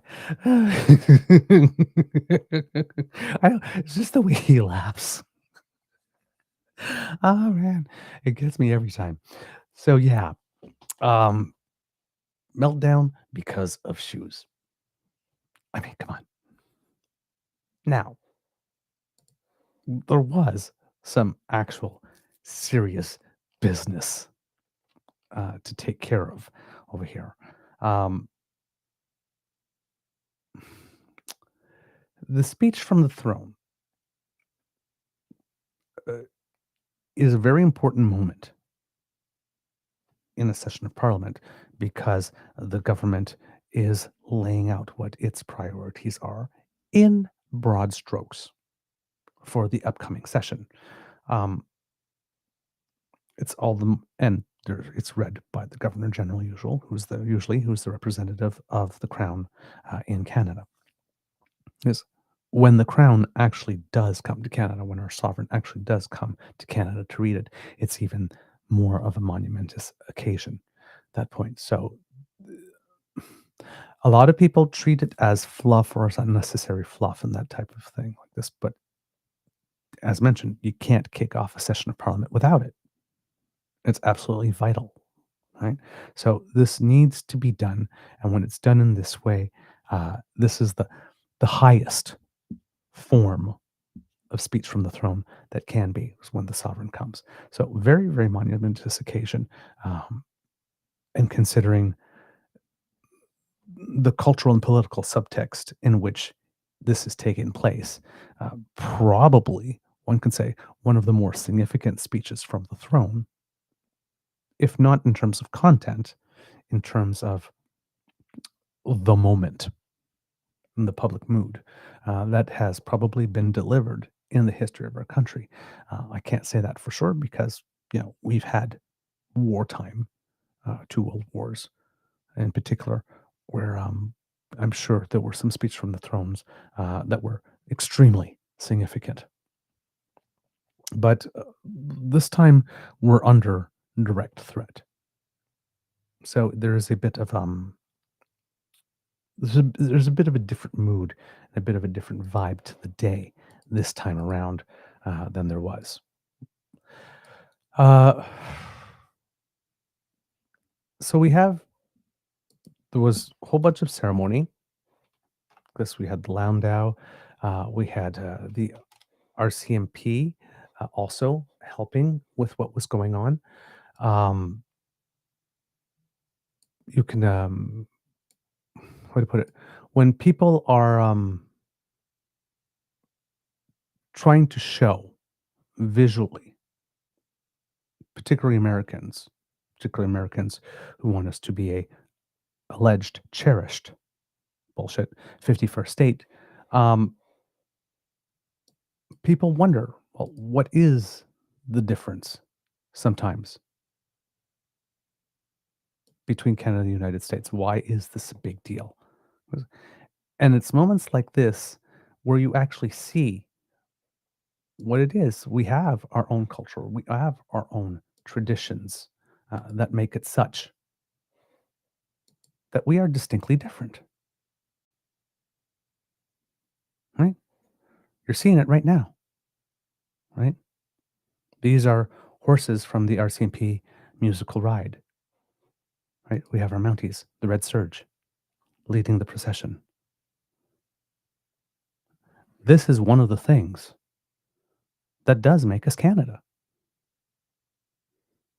It's completely different because you can see in the sub titles there where Rosemary Barton is saying, if you want to see something that makes us different, here's a pretty good image right now. Right? So all throughout this weekend, there were so many symbols of what it is to be Canadian, how it is that we are different, and little assertions of sovereignty right there all the time happening. Some of them, most of them, weren't in your face. Some of them was just us being us, right? When that happens, that's just us being us. And some were surprisingly unsubtle, considering who is making the delivery. You would think that one of the things that we've been saying is that the portion of the speech that the king would be delivering that would include some words from themselves would have to be done in diplomatic language and very couched. And it was in a lot of instances, but even for that expectation, there were things said that were about as subtle as a sledgehammer to the forehead, which is very out of the ordinary for this type of event. So that's kind of interesting. During the programming, and I hope I will be able to show you this without a commercial cut coming in the way, there's a Liberal Senator, Kim Pate. And if that name rings a bell for you, kids and cubs, it should because we have talked about her on the show a few times. She is a senator who's doing a lot of good work. She has been working specifically on a UBI measure, trying to introduce it as a bill through the Senate that could be adopted then later by the House of Commons. So very much involved. But she's actually has 4 different bills in which she is involved very heavily that are all meaningful. So she's working on a bill to develop a guaranteed livable basic income. She says, why it matters, spending less on poverty and investing more in people will improve health and education, support economic transitions, and ensure the respect, dignity, and security of all. She's also supporting something called Tana's Law, fulfilling Canada's promise to end isolation practices in federal prisons. The bill responds to the call of Tana, an Indigenous woman, survivor of the so-called 60s scoop and former federal prisoner who developed isolation-induced schizophrenia after years in solitary confinement. Tana's Law aims to redress correctional wrongdoing, such as the use of solitary confinement, and improve access to mental health care. The bill is a step towards justice, dignity, and appropriate care for prisoners. Solitary confinement is not treatment, it's trauma. 3. A bill on criminal record reform. A bill to reform the criminal record system to allow the automatic and cost-free sealing of criminal records, removing unnecessary barriers for those who have completed their sentences and are striving to contribute meaningfully to their communities. Why it matters. The current record suspension system is slow, expensive, and punitive, especially for marginalized individuals with limited resources. This bill offers a path to true community integration by ending the cycle of perpetual punishment. And finally, the Judicial Discretion Bill, which is a bill to allow judges the discretion to do their jobs and not require them to impose mandatory minimum penalties. This is a direct hit on the Conservatives and Pierre Poilievre, strengthening their ability to deliver fair and just penalties. Why it matters. Mandatory minimum penalties lead to higher incarceration rates of already vulnerable and marginalized groups, particularly Indigenous women and girls, Black and 2 LGBTQIA people, and those with disabling mental health conditions. These rigid penalties undermine access to justice and erode public confidence in our criminal legal system. So dignity seems to be a theme with this particular senator in maintaining the dignity of Canadians. So there was a brief interview with her and with CBC's Ashley Burke. And I would like to, before the speech from the throne was read, and would like to bring it to you just because we talk a lot about our MPs, but we don't often talk a lot about our senators. And we often look down our nose at the Senate because it's unelected and whatnot. But there are some very, very good senators who are doing some very, very, very important work. And Kim Pate is one, and she deserves to be highlighted. So I am going to bring you a little bit of what it is that she has to say, because one of the things that we try to do on the show as well is disabuse ourselves of the very easy concept that all politicians are exactly the same. They're not. There are some who are actually very, very devoted to their constituencies. All right. So here, kids and cubs, Senator Kim Pate, please enjoy. I'm here with Senator Kim Pate, who's going to be one of hundreds of people who are in the chamber. We know that the King's going to be making short introductory remarks before reading the government's words. What are you going to be watching for when it comes to Canada's sovereignty in this speech? Well, I think I'm looking for the honor of the Crown, and will we be honoring the Crown as we promote democracy, the rule of law in this country? And as you said, sending the message to the South, clearly not only is Canada not for sale, but Canada uniquely is in a position where we want to lead internationally on ensuring democracy maintains a foothold in the world. And so I think that message globally will be important. Within Canada, I think bringing people together. Right now it's symbolic in large part. People are feeling patriotic. People are coming together. My hope is that actually leads us forward in the next, in the coming weeks, months, and the years of this administration to really rebuild for the people who feel like they've been left behind. Because there was a reason there was a schism in Canada, and we need to redress that. So this is a good start, and if we get on the right path, we hear some discussion about the priorities being really rebuilding our social, economic, and health systems in particular. I think people will have great faith, and for good reason, in our country and our ability to move forward. What message do you want this to send specifically to Donald Trump? To Donald Trump, I want very clearly, we're not for sale, and Canada is unique, and if you don't want to deal with Canada on Canada's terms, then probably you need to move elsewhere. Do you think that will work on him, this show of support here? I'm not sure what would work on Donald Trump. And, many have described whether, he in fact listens to any kind of reason, if he listens to anybody. I'm not sure. But what I hope it does is in Canada that we come together, because if we come together, then no matter what's happening outside around us, we can and will withstand many outside pressures. And for you personally, what does this moment mean, this moment in history? For me personally, I mean, the last time a monarch was here, I was just getting ready, going off to university. I had no idea. I would never have been invited, and I'm not sure I would have been that interested. Now, in this moment, in this position, I see it as vitally important to signal that we are serious about moving forward on priorities that include all in this country, not just some. Thank you. That was Senator Kim Pate. She's one of hundreds of people who will be in the Senate when the king reads out the speech from the throne. We know that Washington will be watching. We know that Trump admires, he respects the king and also the royal family. But how much of a difference this will make is still unclear. So, again, very eloquent, poised, all that good stuff.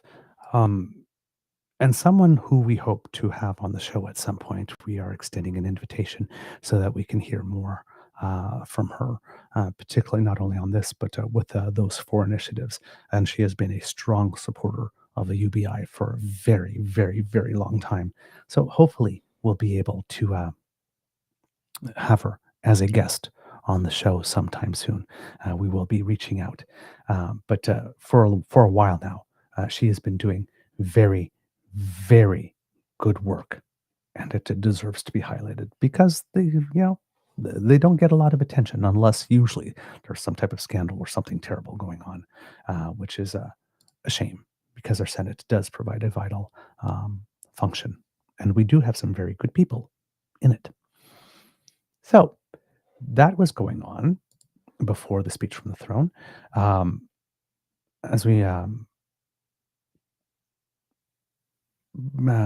before it as well. So we had the Landau, and the King and Queen concert are there. There's the RCMP musical ride. Horses, there were 28 horses. In the image that we saw, they were all before, but often there are 14 in front and 14 behind in the procession. The Prime Minister then arrived. And there's a little platform. They stand, they play "O Canada" for him and all that kind of stuff. And in the crowd, if you were watching, there's a moment where the Prime Minister had his lips pursed and was like very serious. And you could hear in the back somebody yell, "We love you, Cardi!" And you saw him crack a smile. It was kind of a very, very interesting moment there. If you saw it. The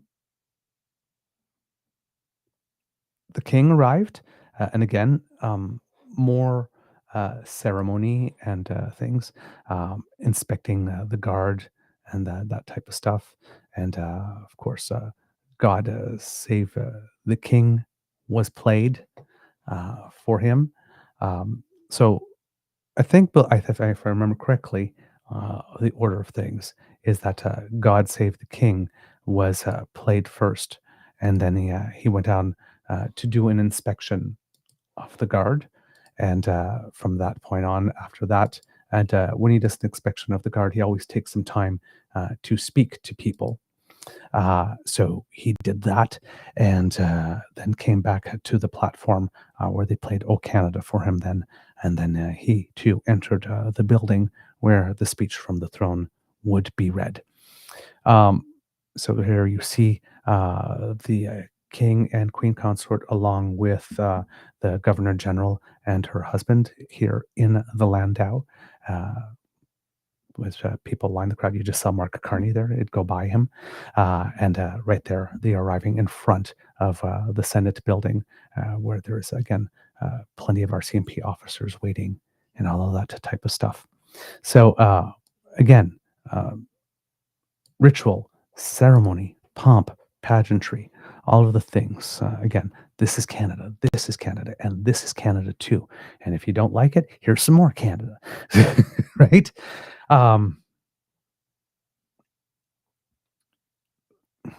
Again, we're not a particularly boastful country, but these are things that matter to us a lot. And I think we're realizing more how it matters to us as time goes on. The comment that the senator made at the end, that when she was younger, this was probably not something that would have held much interest for her in the first place.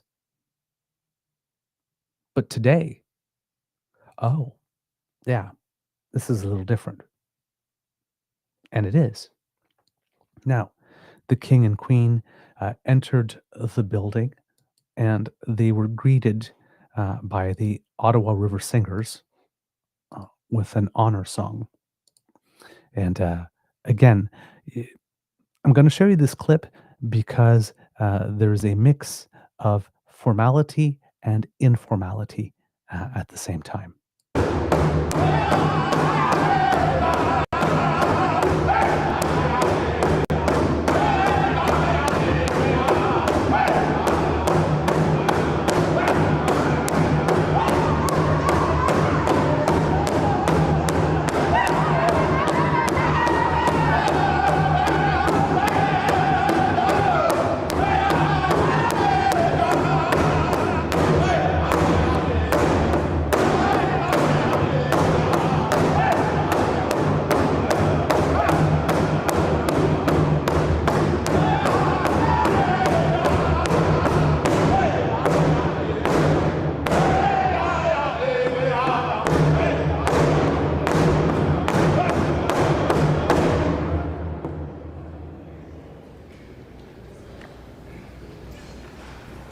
Enjoy your visit.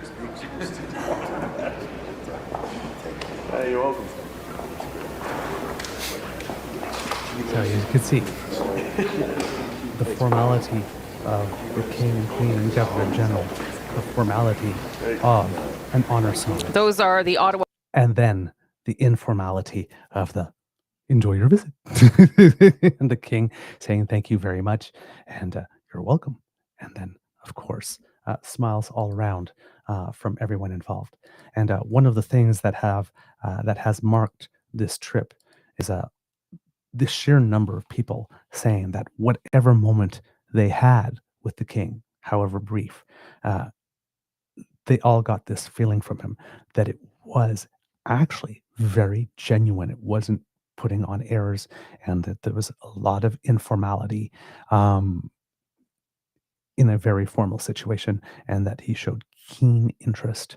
Now, of course, we have to be honest here. The king has a whole team to say, hey, today you're probably going to bump into these people and there's this historical thing and whatnot, so that he's abreast of it. He probably doesn't have it all in his mind. But still, when the operation is organized and such to have all that information ready to give him to him, it's like, okay, you're going to run into these people. This is what you need to know. And then he's able to retain it and go and have that real connection.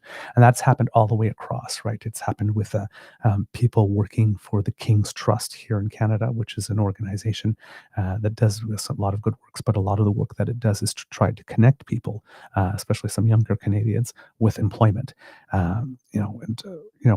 They've been working there, and they talked and they said, it's like, they're impressed with just how involved he is and how much he knows and how much he cares and all of that. And that seemed to be a common theme throughout anybody who's at an interaction. Anytime you heard an interview, you saw an interview with someone says, "Oh, you had a chance to talk to the king. What did you say?" And it seems to be a common theme. So this is an interesting dynamic because there's a lot of people in Canada, having grown up their entire lives with the Queen, just could not imagine another person in this role, and certainly not Charles, right? For various reasons. But it seems that now he's in the role. Now, it could be circumstance, but a lot of people are finding an appreciation for him now, which is a bit of an unexpected twist, to be totally honest. I'm sure one that is very welcome by the royal family. But the impression always had been that Charles probably would not be very well received. In fact, I remember a time when people were thinking that maybe when it came time when the Queen would die, that it would just skip a generation and just immediately go to William, because William was particularly popular, but Charles never really was. And that did not happen. And it seems that our sovereign, as it is now, is able find his own way. He is someone who cares very much about the environment, has cared very much about equality, and seems to care very much about the indigenous issue. And you can see through his work over the course of the years that that's the case. Also remember that the now king did serve 5 years in the Navy as well, with regard to military service in the royal family. So when he's going to the War Memorial, it's more than just as a figurehead. It's as a veteran as well, right? In whatever capacity they did allow him to serve in that time, because as we learned with his children, I think it was Harry, and specifically, Harry said, "No, no, no, don't put me in the protective stuff, like the symbolic stuff, like put me down there like this. I want to get dirt under my nails too." Um, so, not sure if he was unique that way, and probably not, because the Queen, if I remember correctly, was a mechanic, if I'm not mistaken, during the war. So, not. Not being afraid to get their hands dirty does not seem to be an element with that family specifically. Um, I'm just going to look that up very quickly, if she was indeed a mechanic, because that's what I remember hearing. Yes, Queen Elizabeth II served as a trained mechanic during World War II as a member of the Auxiliary Territorial Service. She trained as a driver and a mechanic, even being promoted to junior commander. She was nicknamed Princess Auto Mechanic by the press. Wow, the things you learn. And here, just show you some images of the then Queen at work. What do you know? So yeah, service, the concept of service comes by this family, not only by title, but somewhat naturally. It seems that they are willing to get involved and roll up sleeves when the occasion calls for it. So again, good reception with the Ottawa River Singers. Also important to mention, since we're talking about it, that over the course of the previous weekend, that was also Ottawa Race Weekend, was also the 50 powwow in Ottawa. The Odawa Nation celebrated 50 years with their powwow, and they had invited the entire community to come to the Friendship Center on May 24th and 25th to celebrate that very momentous occasion. Because powwows, these ones at least, they're vibrant gatherings, but they are open to the overall and greater community. So everyone's invited to celebrate Indigenous culture, community, and resilience at this type of event. The theme of the event was 50 years of Odawa.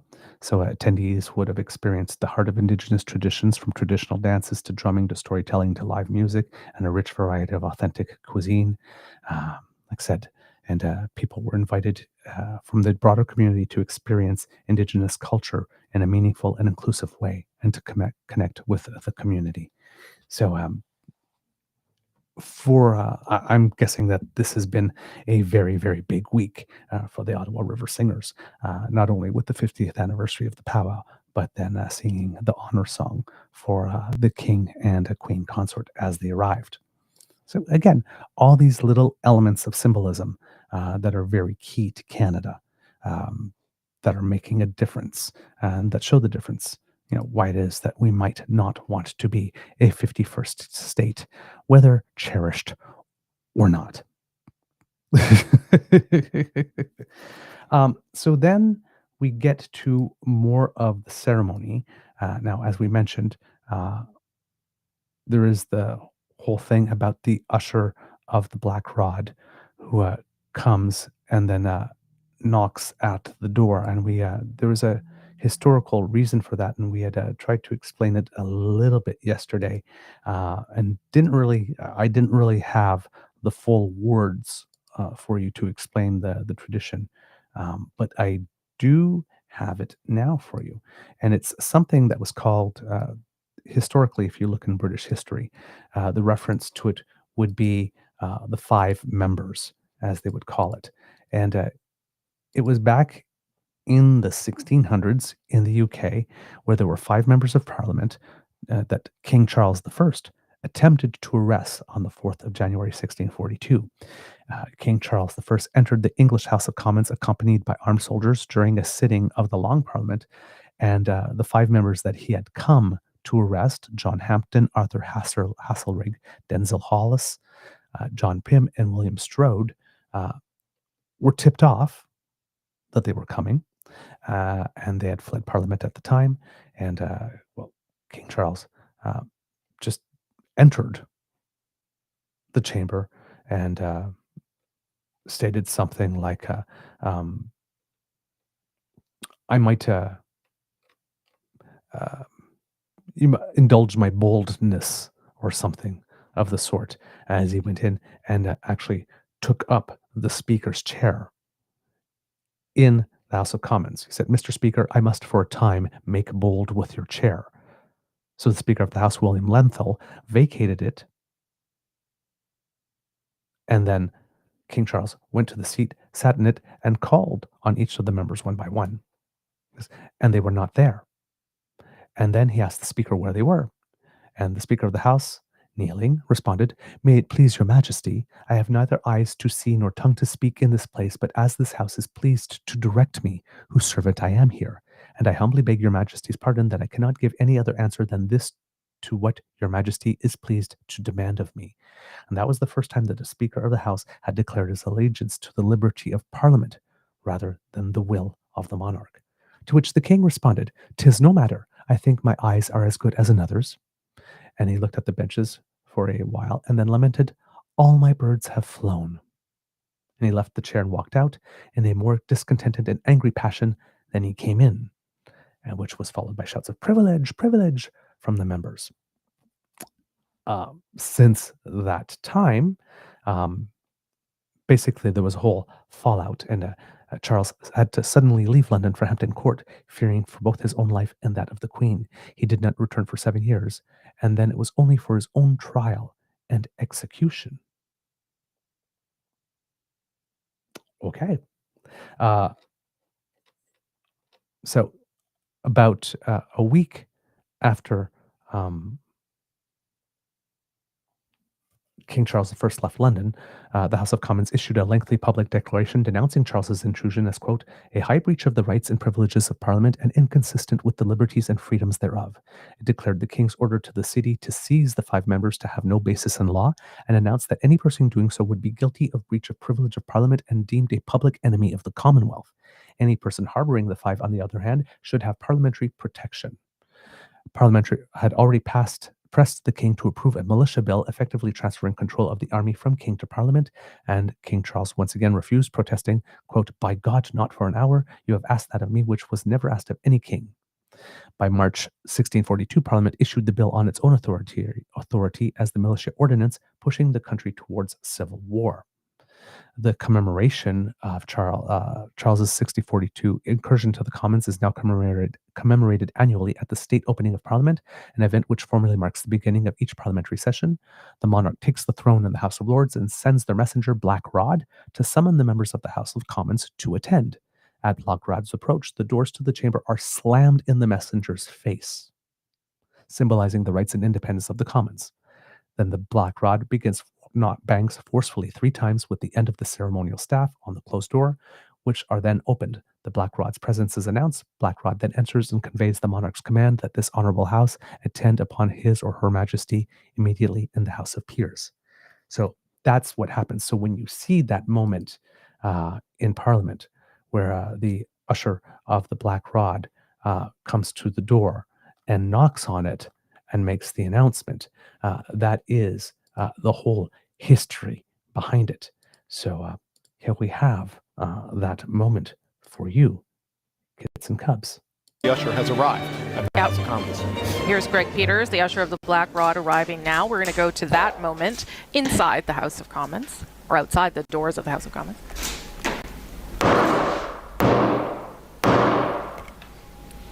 3 forceful bangs.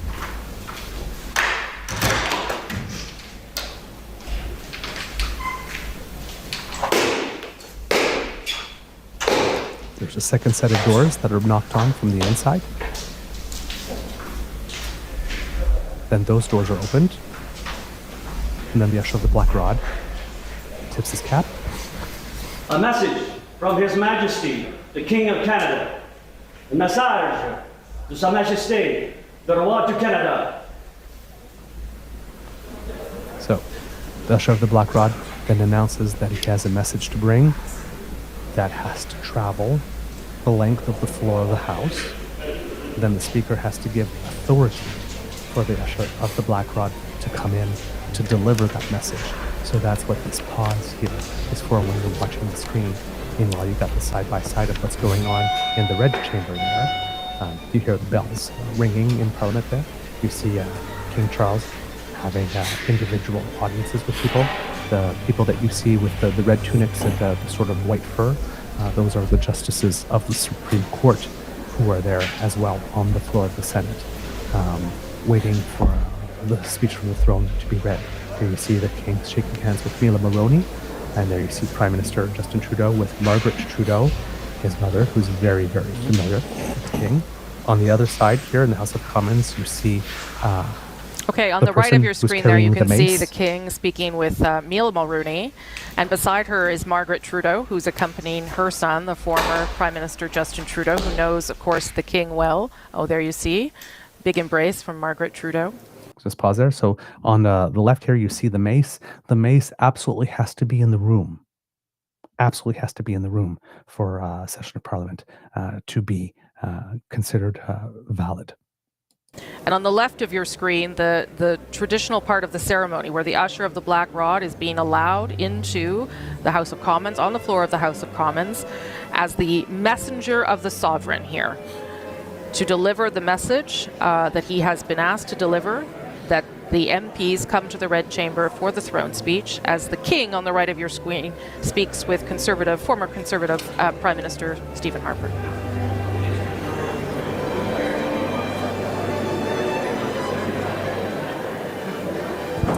Mr. Speaker, it is the pleasure of His Majesty, the King of Canada, that this honourable House attend him immediately in the chamber of the Senate. Monsieur le Président, c'est le plaisir de Sa Majesté, le Roi du Canada, que cette honorable Chambre se rende immédiatement auprès de lui dans la Chambre du Sénat. And a nod again as the usher of the black rod then goes back. And he will nod several times on the way out. And then okay, and that is the message delivered now by the usher of the black rod, who will make his way now back to the Red Chamber, where you can see the king is busy meeting and greeting various former politicians, the Premier of New Brunswick there in the red, the Premier of Manitoba, Wab Kinew, who was speaking with David just last night. And there you see on the left, the procession starts. I think that's Anthony Rota behind Wab Kinew. If I'm not mistaken there, is that him peeking over? I can't quite tell. Yeah, It looks like I think the former it is. Speaker of I the think House of it is, Commons. yeah. And you see Ranj Pillay, the Premier of Yukon, for up on the another little while. on the fallback. A couple more weeks yet before the new leader is chosen there, as he has announced that he will not be seeking re-election and will be leaving public life to go into. He's even talked about working with the Canadian Armed Forces in some capacity after he leaves the First Minister's table, Rosie. So there you go. So now you see the procession, the MPs leaving the chamber, the House of Commons, to be able to make their way to the Senate to hear the speech from the throne. So again, lots of ceremony, get all of these little assertions of sovereignty throughout the day. So if there are people watching from other places down south of us, for example, maybe they are getting the picture here. Maybe. There's a little evidence that maybe they didn't. We'll bring that a little later in the show. So before the speech from the throne itself started on the floor, Prime Minister Carney actually spoke with the king for about 6 minutes prior to the ceremony starting, which is very rare to have that much time in that particular context, but it did. So then the Speaker of the House led everybody to the chamber itself. And we're not going to play the entire speech from the throne for you today, kids and cubs. But what we are going to do is definitely highlight the part from the speech from the throne where it seems most likely that the words that were being spoken were the sovereign's own words here. The reason why we won't show it to you all is because, well, one, we're already 2 hours into the show. Number one. Number two, a lot of the speech of the throne is what I read to you the other day that was in the mandate letter that the Prime Minister wrote to all of his cabinet. So I'm going to bring you the elements that are not particularly related to that in this particular speech. And what you're going to see here is that the king, even though he is the sovereign of many nations and needs to balance many interests, and even though he is here at the request of the Prime Minister for a specific purpose, which is an assertion of sovereignty, still has obligations, right? It's not like he can sit there in the throne and say, hey, Trump, eat my shorts. Or eat my royal shorts in this case. It has to be, and what people suspected is that it has to be very what one would typically expect from royal language. I personally believe that the king, for what was expected, went way beyond what was anybody could have expected at the boldest that they could have been. So if you looked at it from a spectrum, this is as mild and as bold as he'd allowed to go. If he went as bold as he could go, this is as far as he would go. I personally believe he went even beyond that in this case. So very, very interesting. And there were tongues wagging as soon as the speech was over. And even a little bit after the first opening statements. But it's like, ooh, the king served, essentially. Snap. But yeah, there's some very, very big things going on here.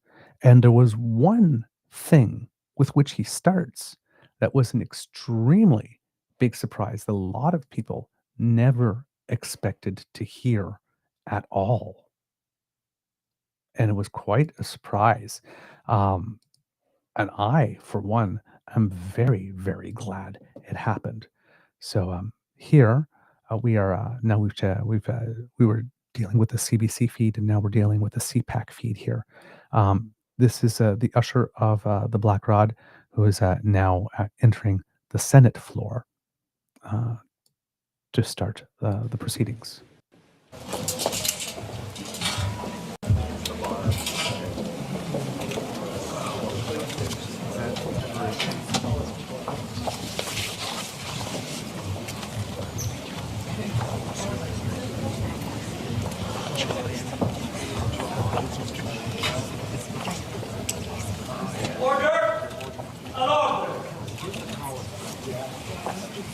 So the usher calls the chamber to order. As you can see, all the MPs are not on the floor itself. May it please your majesty.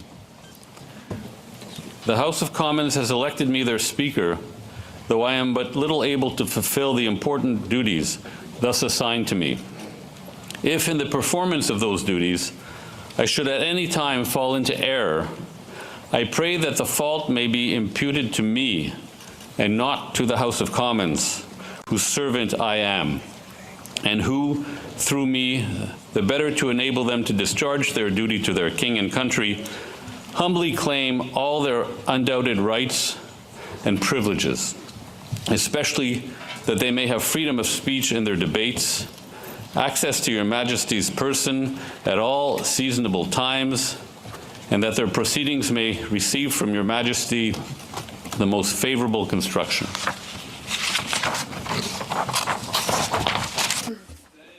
May it please your Majesty, the House of Commons has elected me their Speaker, though I am but little able. So that is the Speaker of the House, Francis Scarpellegia, who was just elected by his peers as the Speaker yesterday. He's just repeating it in French there. But one of his first official functions, great time to be named Speaker, when you get to actually deliver a message to the King. You will see to his right is Steve McKinnon, the House Leader, and then to his left, the really tall man, Mark Gerritsen, who is now the House Whip. And you can see, if you're looking at the piece of paper that Francis Scarpellegia is holding, it's shaking a little bit. This is a moment of high nervousness for someone. So, just a moment that a lot of people, as Speaker, don't get to have.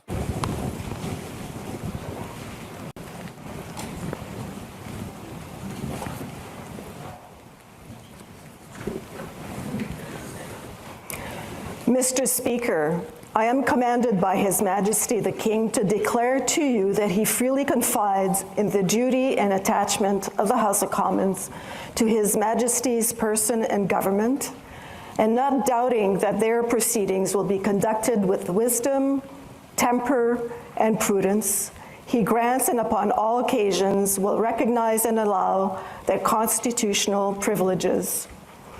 I am commanded also to assure you that the Commons shall have ready access to His Majesty upon all seasonable occasions, and that their proceedings, as well as your words and actions, will constantly receive from him the most favorable construction. So, the Speaker of the House gets the response from the Speaker of the Senate to his request. Mr. Speaker, I am commanded by His Majesty the King. And once again, the Speaker of the Senate makes the statement in French as well, as is our tradition. And then after that is done, basically that's when the sovereign takes over to deliver the speech from the throne. Now, for those who are wondering, because I did forget to note it, the Speaker of here is, I believe, Raymond Gagné, if I remember correctly. So the Speaker of the Senate delivering the response, basically, of the King, saying that he does acquiesce to the request of the Speaker that has been made. And then on to the beginning of the speech.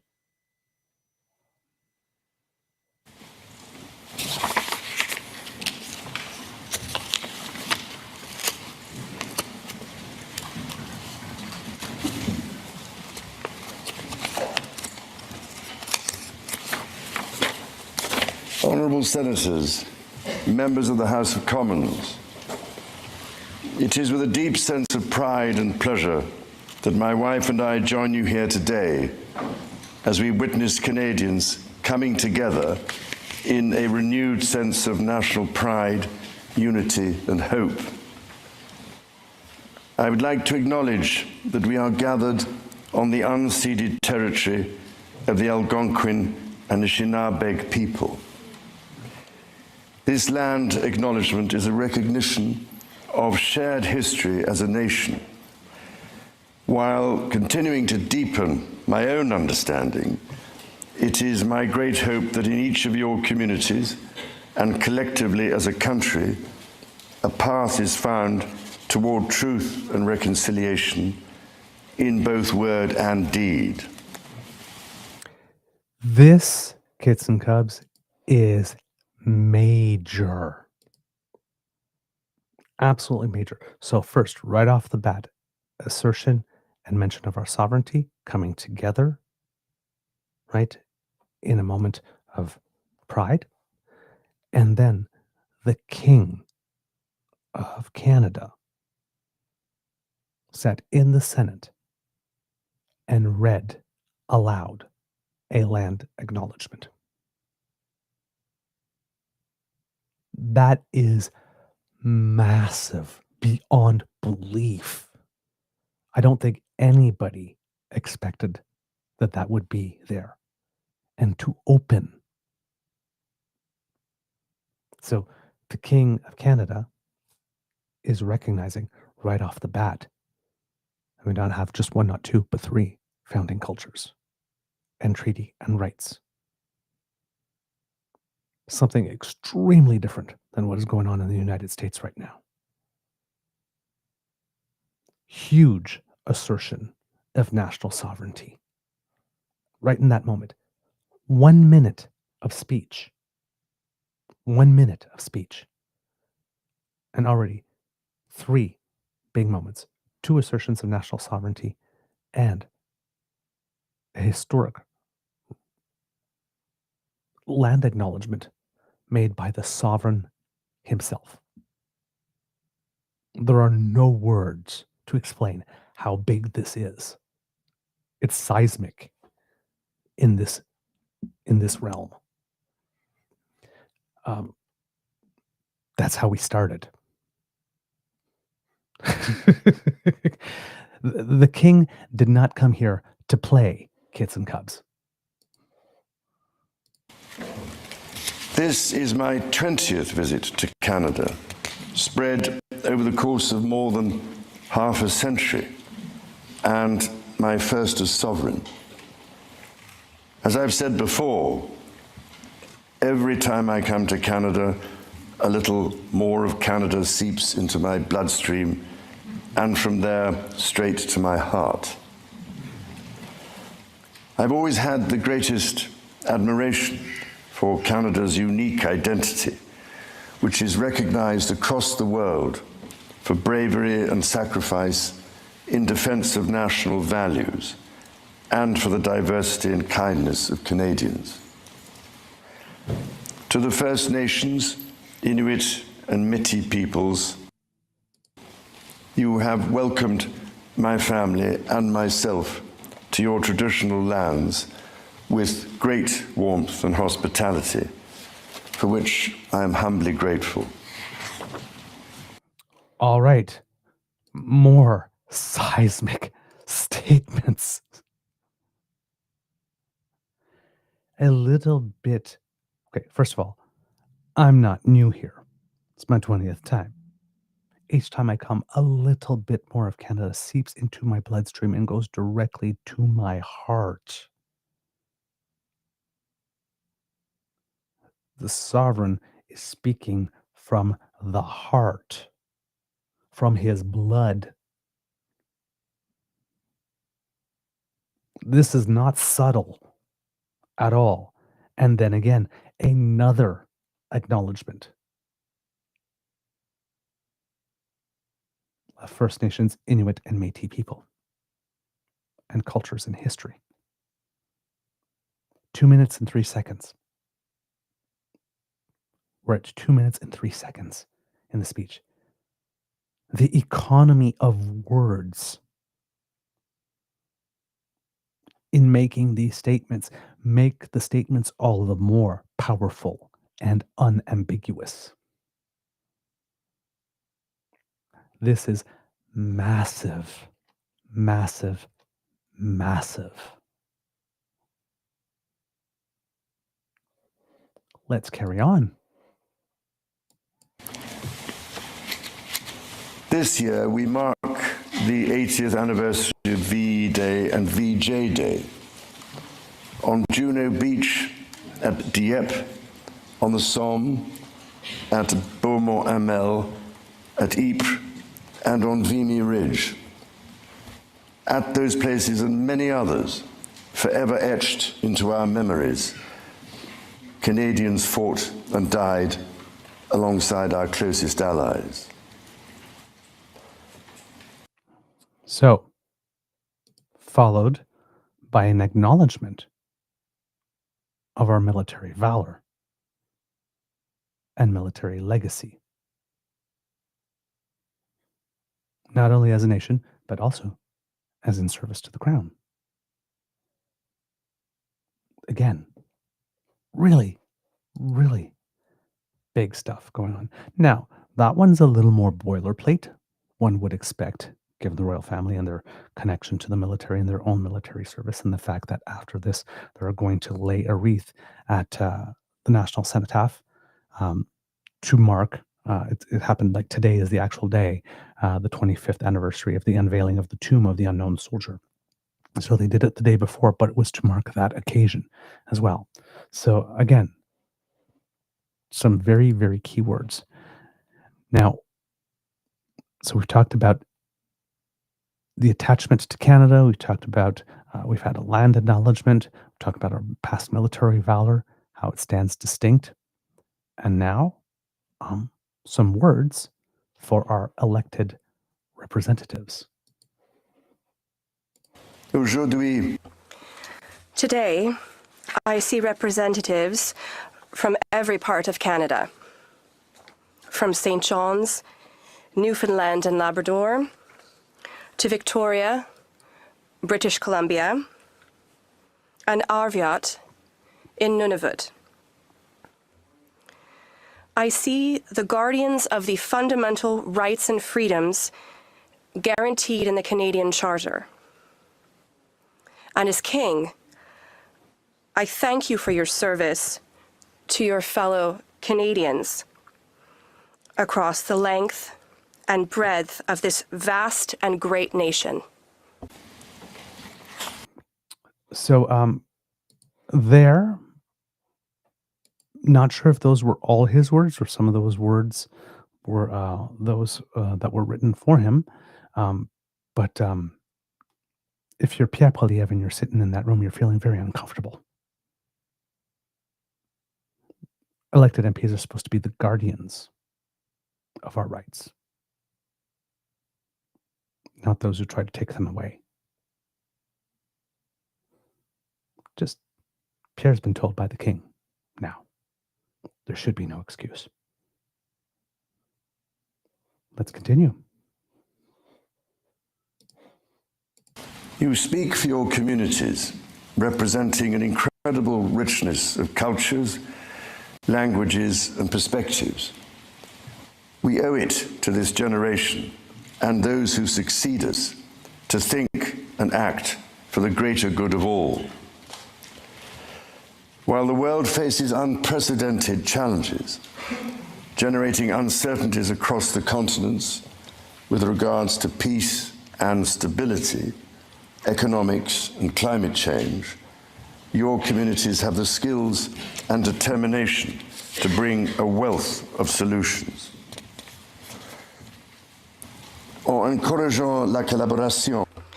By fostering collaboration and engaging in respectful, constructive debates, you will ensure this government is capable of bold and fair action to support Canadians. It has been nearly 70 years since the Sovereign first opened Parliament. In the time since, Canada has dramatically changed, repatriating its constitution, achieving full independence, and witnessing immense growth. Canada has embraced its British, French, and Indigenous roots and become a bold, ambitious, innovative country that is bilingual, truly multicultural, and committed to reconciliation. The Crown has for so long been a symbol of unity for Canada. It also represents stability and continuity from the past to the present. As it should, it stands proudly as a symbol of Canada today in all her richness and dynamism. So there you have again statements from the Sovereign continued about the duty of an elected representative, and then just a quick from past to present, while again inserting the royal family into that past and present. So again, a lot of marking of sovereignty yet again. Let's continue for a little bit here.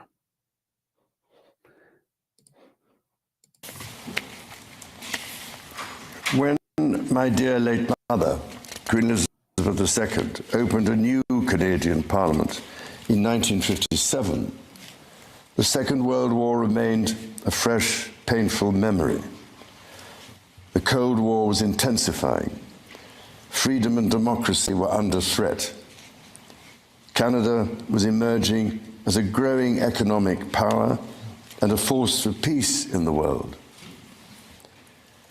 In the decades since, history has been punctuated by epoch-making events: the Vietnam War, the fall of the Berlin Wall, and the start of the War on Terror. Today, Canada faces another critical moment. Democracy, pluralism, the rule of law, self-determination, and freedom are values which Canadians hold dear, and ones which the government is determined to protect. The system of open global trade that, while not perfect, has helped to deliver prosperity for Canadians for decades, is changing. Canada's relationships with partners are also changing.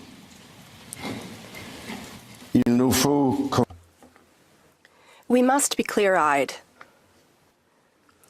The world is more dangerous and uncertain place than at any point since the Second World War. Canada is facing challenges that are unprecedented in our lifetimes. Many Canadians are feeling anxious and worried about the drastically changing world around them. Fundamental change is always unsettling. Yet this moment is also an incredible opportunity, an opportunity for renewal, an opportunity to think big and to act bigger, an opportunity for Canada to embark on the largest transformation of its economy since the Second World War.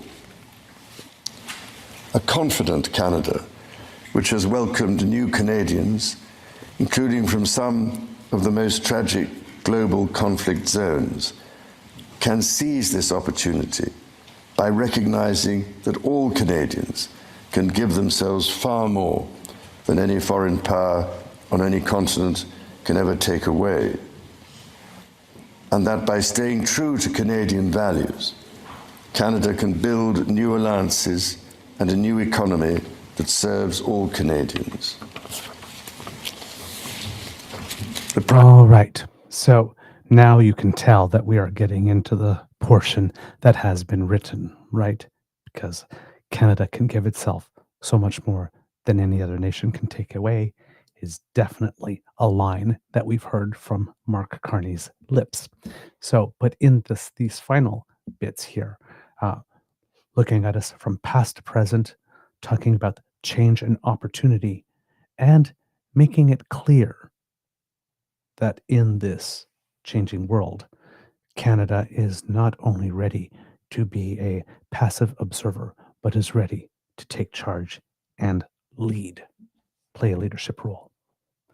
The sovereign continues through the speech, talking about matters from the platform, such as affordability, all the promises that were made in there. So affordability, cost of living, internal trade, reorienting trade, those types of things. How would I say?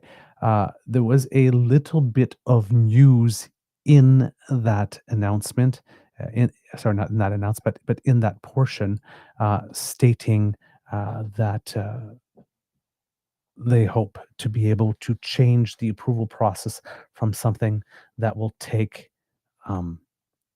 5 years. It will take 2 years instead of 5 years. Now, whether or not opposition parties are going to allow that to happen will be a question. It seems like a very ambitious goal. It really does. And there's a lot of talk out there, chatters, that Prime Minister Carney is going to realize is going to have a rather rude awakening when he realizes how slow government actually moves. We'll see about that. We'll see about that. But it's an interesting way to present such stuff. Then he goes on to talk about defense and public safety, talks about Canadian identity, and in that section talks a lot about, there was some jokes about why do we need a parliamentary secretary for nature. In that section, talks about a couple of things that kind of, indicate, oh, okay, maybe this would be why. He talks about fiscal discipline and productivity. And near the end of the speech, comes back to talking about his mother and the connection of Canada to the royal family. And this is where something is said. Again, I don't know if he ended it with some personal note or whether this was written for him specifically. But again, what's going to be said here? Not subtle at all. She said that in that age and against the backdrop of international affairs, no nation could live unto itself. It is a source of great pride that in the following decades, Canada has continued to set an example to the world in her conduct and values as a force for good. À vous et à l'ensemble du peuple canadien. To you and to all the people of Canada, my wife and I wish to extend our sincere thanks for this, the warmest of welcomes. As the anthem reminds us, the true North is indeed strong and free.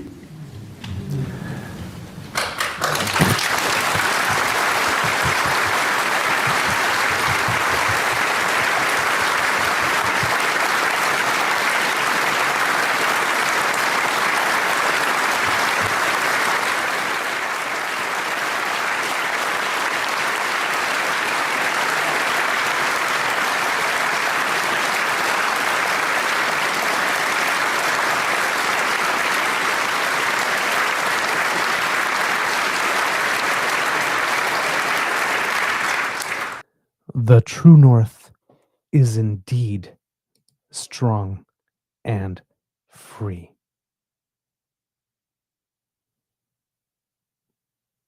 The sovereign came to Canada to sit on his throne here in Canada and tell the world, as well as us, that the true North is indeed strong and free.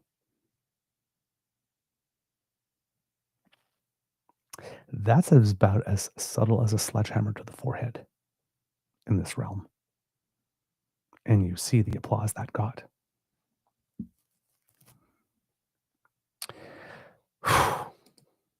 All right, let's finish it off. Members of the House of Commons, you will be asked to appropriate the funds to carry out the services and expenditures authorised by Parliament. May you honour the profound trust bestowed upon you by Canadians. And may God bless and guide you in all your duties.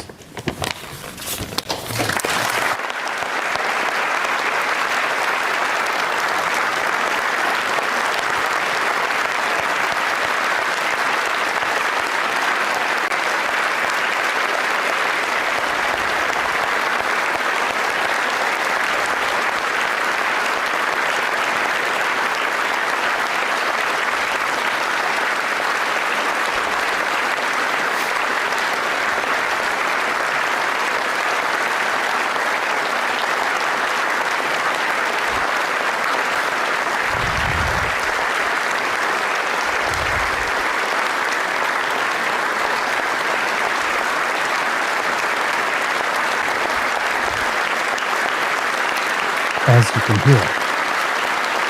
The speech was very, very, very well received.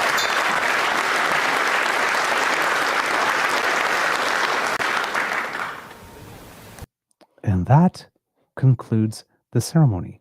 Now, in the images, you saw a gentleman come and take a folder that is the speech from the throne. It will be brought back to the House of Commons so that the debate can start. And the debate in it starts in earnest today on the speech from the throne. So again, you will, and now the debate will start officially. Now the House of Commons will open, and then there will be debates and all that kind of stuff. So all the things that people were complaining about yesterday, will be taking place today. So yeah, the speech was everything that those who wanted him to deliver a smackdown to the President of the United States was more than they could expect if they were still dealing in reality. I mean, if they were if they were expecting the king to stand there and do rope bounce royal people's elbow, that's not going to happen, right? But multiple assertions of Canadian sovereignty, every little bit more of Canada's in my blood and goes directly to my heart, a land acknowledgement. And then, of course, the line, right? The true north is indeed strong and free. You can't get a stronger statement than that. It would be very hard to do. So, our sovereign clearly understood the assignment and did a fantastic job. After the ceremony, of course, they went out into the street, a little bit of a walkabout, very quickly chatting to some people. Even the Prime Minister got into it, shaking a lot of hands, talking to people.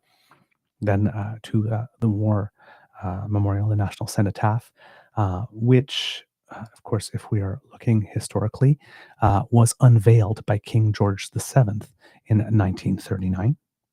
And as we mentioned, to lay a wreath for the 25th anniversary of the unveiling of the tomb of the unknown soldier. So very important event. I remember, I remember when the tomb itself was unveiled, and it was a very, very big deal at the time. And then, of course, during the convoy, again, remember that I'm not sure if the word is desecrated, but there were people who chose to urinate on it. So not particularly what we expect in terms of that. So the cenotaph is hollow ground for us, right? It's whether you support, whether you are a pacifist or whether you do believe that war sometimes is indeed the answer. All of us can't deny that we enjoy the rights and freedoms and privileges that we do because there were people who felt it was their duty, it was their calling to put their lives on the line. Right? We get the benefit of that today. So to urinate on that sacrifice, it's just not on. It's just not on to urinate on that valor. It's just not on. So to be able to mark this at this particular occasion is also extremely important and very symbolic and meaningful. Here you see the king on in the images here on the walkabout, just talking to a lot of people. Right? It's like again, this, it seems that this is the part of the job, along with planting trees and stuff, that he really does genuinely love. Everybody is always, like I said, impressed by his seeming sincerity and attention, and just how pleasant he is. You can see this is not a forced smile. This is not forced conversation, right? He seems to be a genuinely warm person. Just kind of, again, look at that, the big broad smile. I mean, you can't fake that, right? He loves this place. So, all good stuff. Like I said, I don't think that anybody could have potentially expected more in any way, shape, or form here, with regard to that. Bring you a little bit more of the ceremony here, kids and cubs, as they're getting closer to the memorial. Quite a bit of international media here, and we're all kind of trying to look and see what's happening. So that's kind of the picture from the ground where I am.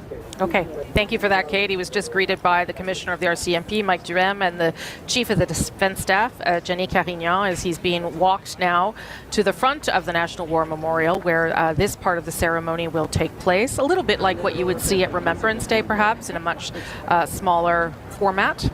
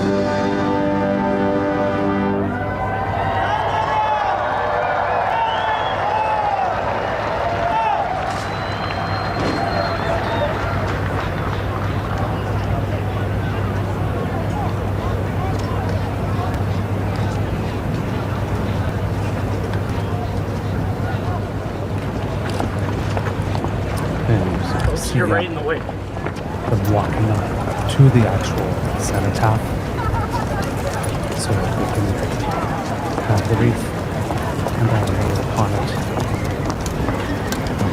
Again, raucous cheers from the crowd.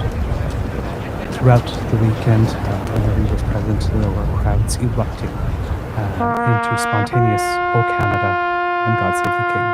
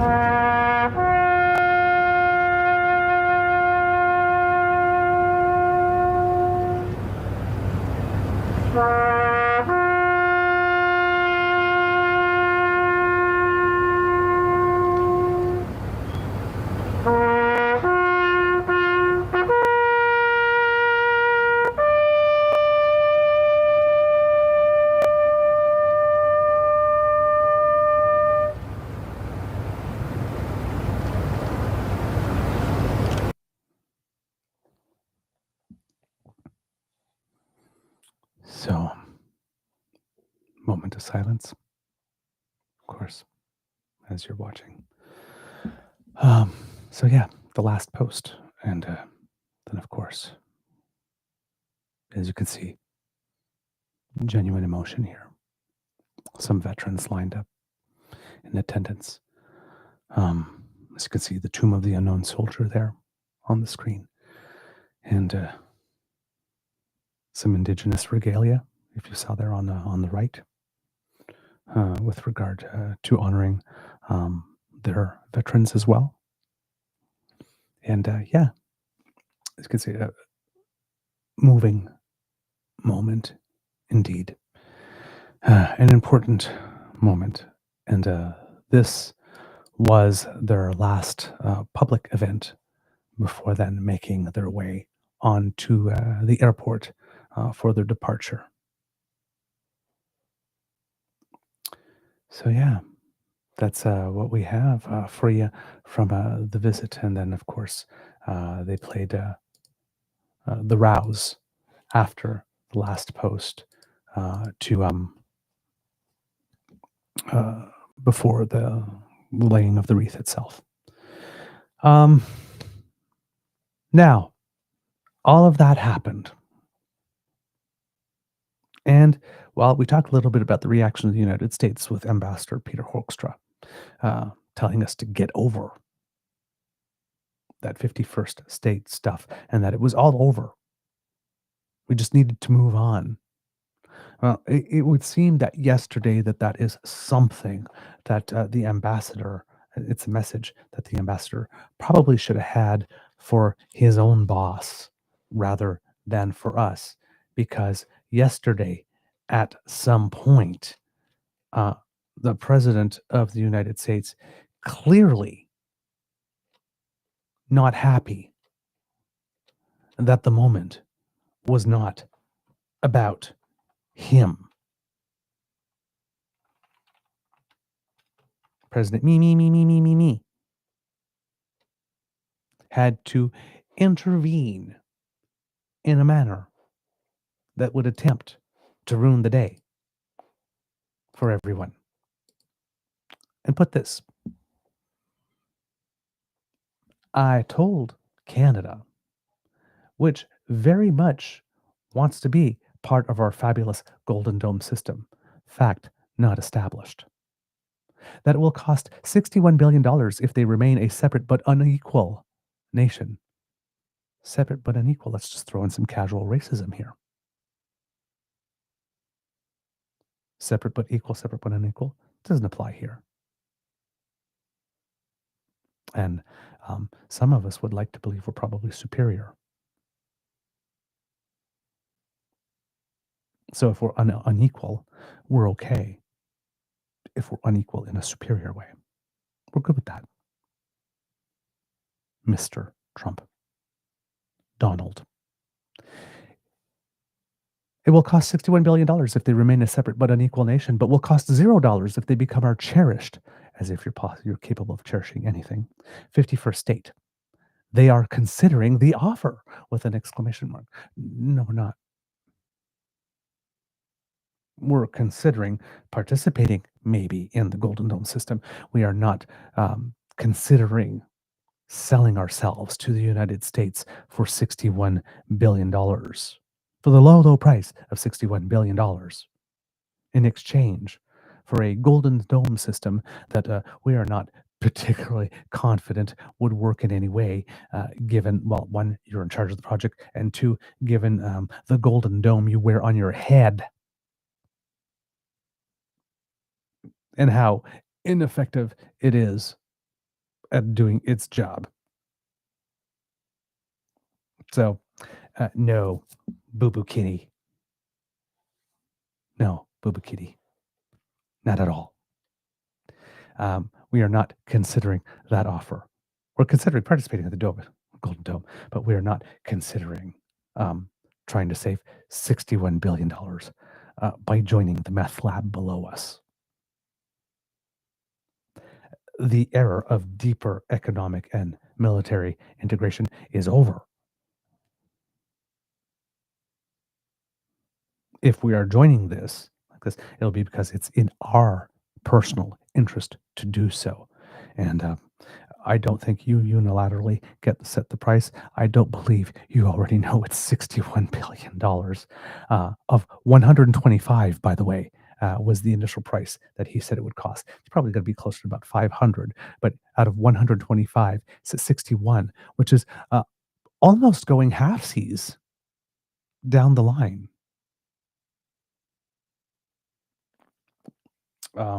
Yeah. Again, someone wants to make it all about him, and it's not. So, but clearly, talk of 51st state is not over, Ambassador. So, as we mentioned yesterday, y'all can go just fornicate with yourself and find the experience as pleasant as your boss intended to be when he tweeted that. Okay. Okay. Hope we're clear. Yeah. Every moment. He could not tolerate the moment not being about him.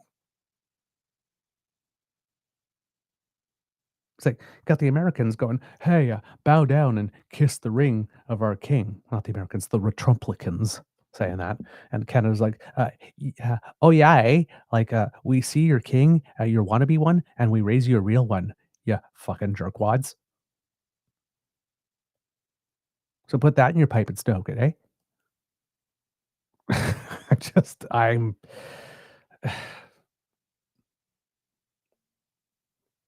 desperate for relevance. There's something royal going on, and he wants to be associated. It's sad. It's really sad to be that desperate for relevance. But clearly, talk of the 51st state is not done. It's not over. And if there wouldn't be some negative consequences to it, I would summon the ambassador of the United States in for a conversation. But we know that no good will happen from that, so there's no point in doing it performatively. Right? It will yield no difference. But yeah, it would be really nice as like, can we get a new one and send this one back? Because clearly they're not up to the job. Oh, well, now we know, don't we? So it's eyes wide open time. It's not over, and the ambassador has absolutely, as we suspected, has absolutely no authority to speak for the President of the United States. Because the President of the United States just undercut him. Yeah. Good move, buddy. Way to go. It's exhausting, isn't it? Right? To just have him constantly popping his head up and whack-a-mole like, me. It's like, not your moment. Just shut the fuck up. Stay down. Stay down in the basement. It's not your time. We'll call you when we need you. And we'll probably never need you. So it's just, we're happy to just sit here and wait for the next person till your time's up. Really, we could do without you. We really could. You add nothing beneficial to our lives in any way, shape, or form. It's like the less out of you, the better. Really, is pretty much our attitude. Like, but we have to deal with you. So we will. It's like, but we don't like you. It's like, I don't understand. We just don't like you, sir. We're not interested. And trust me, if we were to sell ourselves, it would be for way more than $61 billion. Well, I mean, unless it's a conservative government. If it's a conservative government, they'd sell us off at fire sale prices. I mean, right? There's nothing about Canada if it's not nailed down that they won't sell. But if you got a progressive government, yeah, we're not going for $61 billion, buddy. And the promise of a defense system that might work, depending on how you feel on any given day. Because I'm sure after we pay that $61 billion and join the United States as a cherished 51st state, probably more protectorate or territory that doesn't even get to vote, would be more like it. But the terms of any deal you write are worthless. We learned that with Kuzma, or NAFTA 2, as I prefer to call it. We learned that. Come on, man. Are you kidding? We're not buying. We see you. It's just so sad. It's just so sad. He's got a whole world to play in, but he absolutely has to be relevant here. Of course, he was being smacked down in public for the whole world to see. So, of course, he had to then pop up and try to piss on everything and mark territory again after the king marked territory, which just goes to prove that the civilly adjudicated rapist just does not understand that no means no and never will. Oh, well. What can you say? Oh, my God. It's just exhausting. Oh, man. All right. Well, kids and cubs, I think we have a show, don't you? That's this episode of the Daily Beaver Morning Show. I hope that you loved listening to us because we love making this for you. Please tell your kids, please tell your peeps and poops all about us. I was going to say your own kids and cubs, which I'm sure you all also all have, but peeps and poops. And I'm seeing a little thing here from Miss Shadika, talking about Mateo being quite bossy. King Mateo is quite bossy. I feel like it's a trap. Please give him our love. And to Rain and Jazzy, and of course, all of the family. We love them all. All right. Looking to see if there's anything else in the chat going on here from you, because I am definitely a little. The chats are saying 9:26 in the morning, so that's where I'm a little behind. It's hard to do the production and keep up with the chats at the same time, but. I always read everything that you have to say when the show is done, kids and cubs. So trust me, I'm definitely abreast of your thoughts. Like I said, it's the end of the show. We hope that you love listening to us because we like making this for you. Remember, sharing is caring, and word of mouth is priceless. So please, as we said, tell your peeps and poops all about us. Now, if you would like to make sure that you do not miss an episode at all, because you're a busy beaver, you're a busy grizzly of your own, and you're living life and making the world a better place and all that good stuff.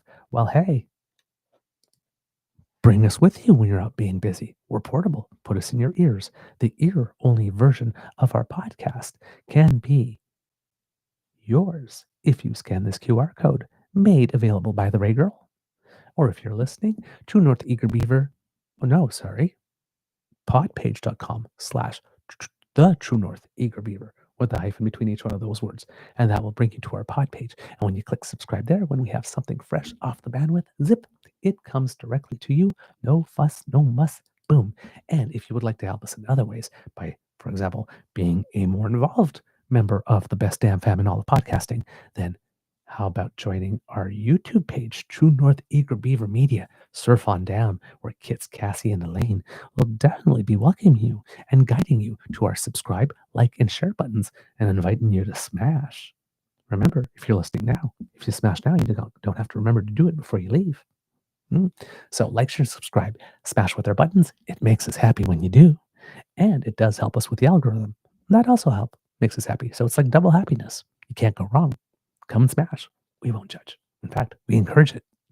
Now, if you would like to help us in other ways, kids and cubs, we do have a coffee page. Now, that's coffee spelled KO-FI, of course, but where we invite you to buy us a cup of coffee or a mug of hot chocolate if you like what we do and you would like to just give us an add a beaver and add a grizzly. So if you think that our coverage of the royal visit has met your exacting and royal standards, and those of you who are of great discerning taste, of course, and impeccable judgment, then you might want to reward us with a little cup of something, a cup of joy and warm goodness for our hearts. And you can do that by scanning that QR code that brought you there, or that you see there in the corner, or our coffee page. Go in there manually.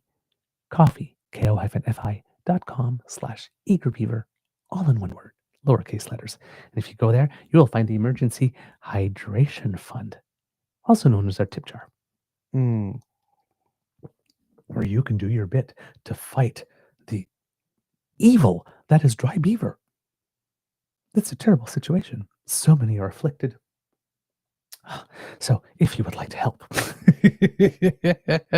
we would be grateful for you pitching in. A little contribution there makes our day a little brighter and warmer. Warm fuzzies always abound when we see that we have a tip from our kids. So thank you so very much for helping us with the costs of bringing this show to you. Now, if you would like to buy Canadian, because today, of all days, we are definitely doing the Canadian. So if you would like to buy Canadian, you might want to do a direct transfer. truenortheagerbeaver@gmail.com is our email address. And if you do it there, you bypass all those American CE tech bros who try to take a cut and deliver just to us. It's a transaction between your bank and ours, 100% Canadian, and the bonus is that we get 100% of your donation. So nothing goes to the middleman. That's really fantastic. So we are absolutely happy for all of your support and encouragement. Thank you very much for your generous contributions. We are very, very grateful to receive them. But that email address is also where you can write to us if you have some thoughts and opinions that you would like to share, because as we keep on saying, if you're not able to donate financially, the gifts of your attention and participations are the ones that matter the most to us. truenortheagerbeaver@gmail.com. Let us know what you think, good, bad, or ugly about the show. Be gentle if it's ugly. Your guest suggestions, or if you have some questions for our Q&A show that we would like to have for you coming soon, then please, please, please submit them there. We do read everything, even though we're not able to answer you. And if you would like to communicate with us via our socials, the @TrueEager at the Blue Sky Beaver Lodge, also on the shitter, True North Eager Beaver on Facebook, our original home, or if you're listening on our YouTube channel, either right now or later, boom, boom, right here in the comment section. Just drop a little something and we will definitely see it. Thank you for all your contributions, whether they be financial, whether they be encouragement, whether they be suggestions, because all of them go back into the show and help to make them better.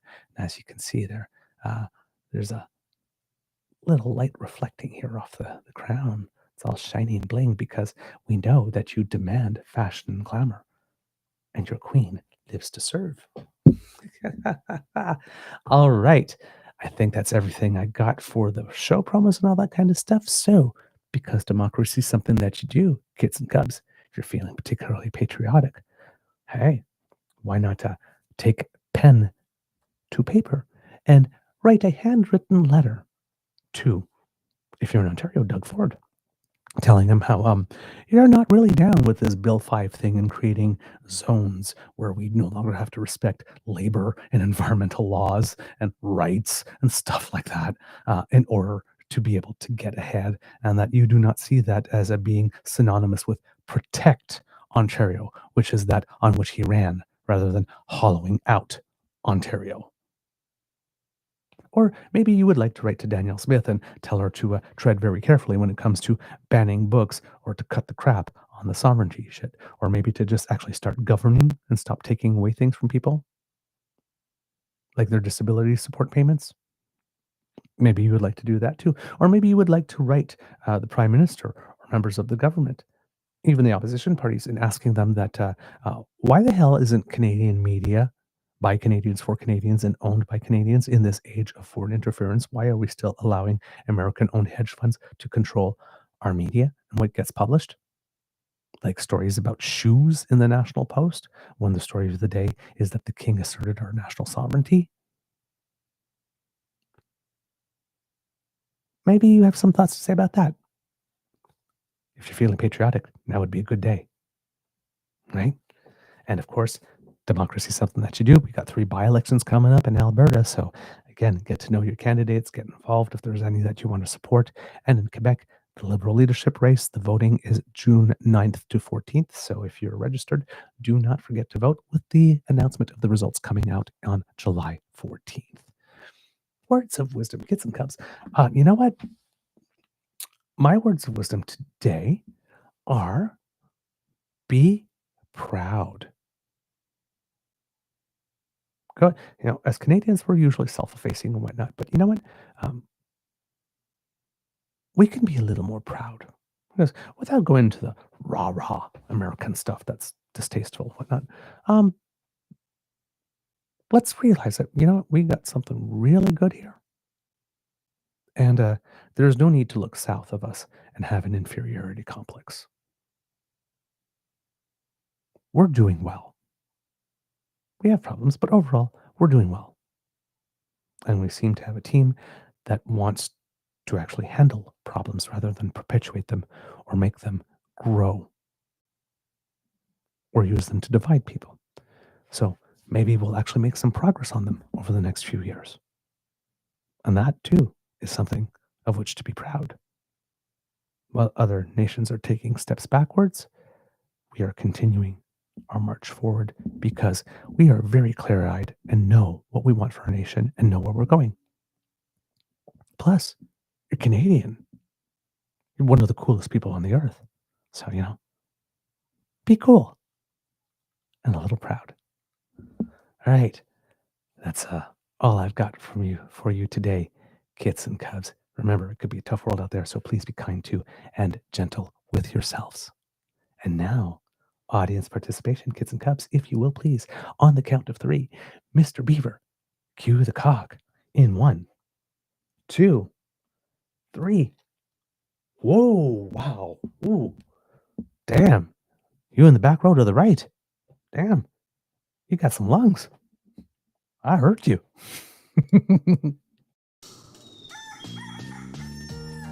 You are listening to a True North Eager Beaver Media Incorporated podcast. The True North Eager Beaver podcasts are proudly brought to you by our founding sponsors: the Misfit Mysteries from Corvid Moon Publishing, your source for science fiction, fantasy, and cozy mysteries featuring a broad diversity of characters; CanadianTarot.com, their uniquely Canadian online eclectic tarot community; and the Peppermaster, hot pepper sauces made from farm-fresh ingredients to thrill your taste buds and expand your mind.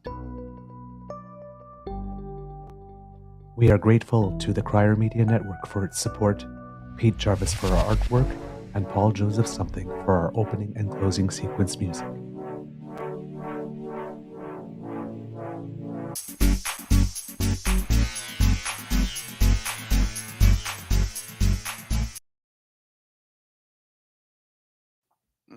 They're just going through the comments here. And yes, indeed, for those who were paying attention to the separatist movement within Alberta, there were a couple of flips of the bird to Daniel Smith in that speech as well. Kit Saucy, if you're here, I'm also noticing some comments from some people on other platforms that I hope that the wrench was eventually used on, because that's just weird. Some person was being really, really, really weird on the chat, and very prolific all of a sudden. So I have a feeling that when I get to it eventually, I'm going to see that this person has disappeared and the wrench was used on them. For those who are wondering as well about the remix of Insomnia, I was able to find it during the show and put a link there for you. So hopefully you will have a chance to go back and find it. If not, like I said, just look. You'll see. You'll see it.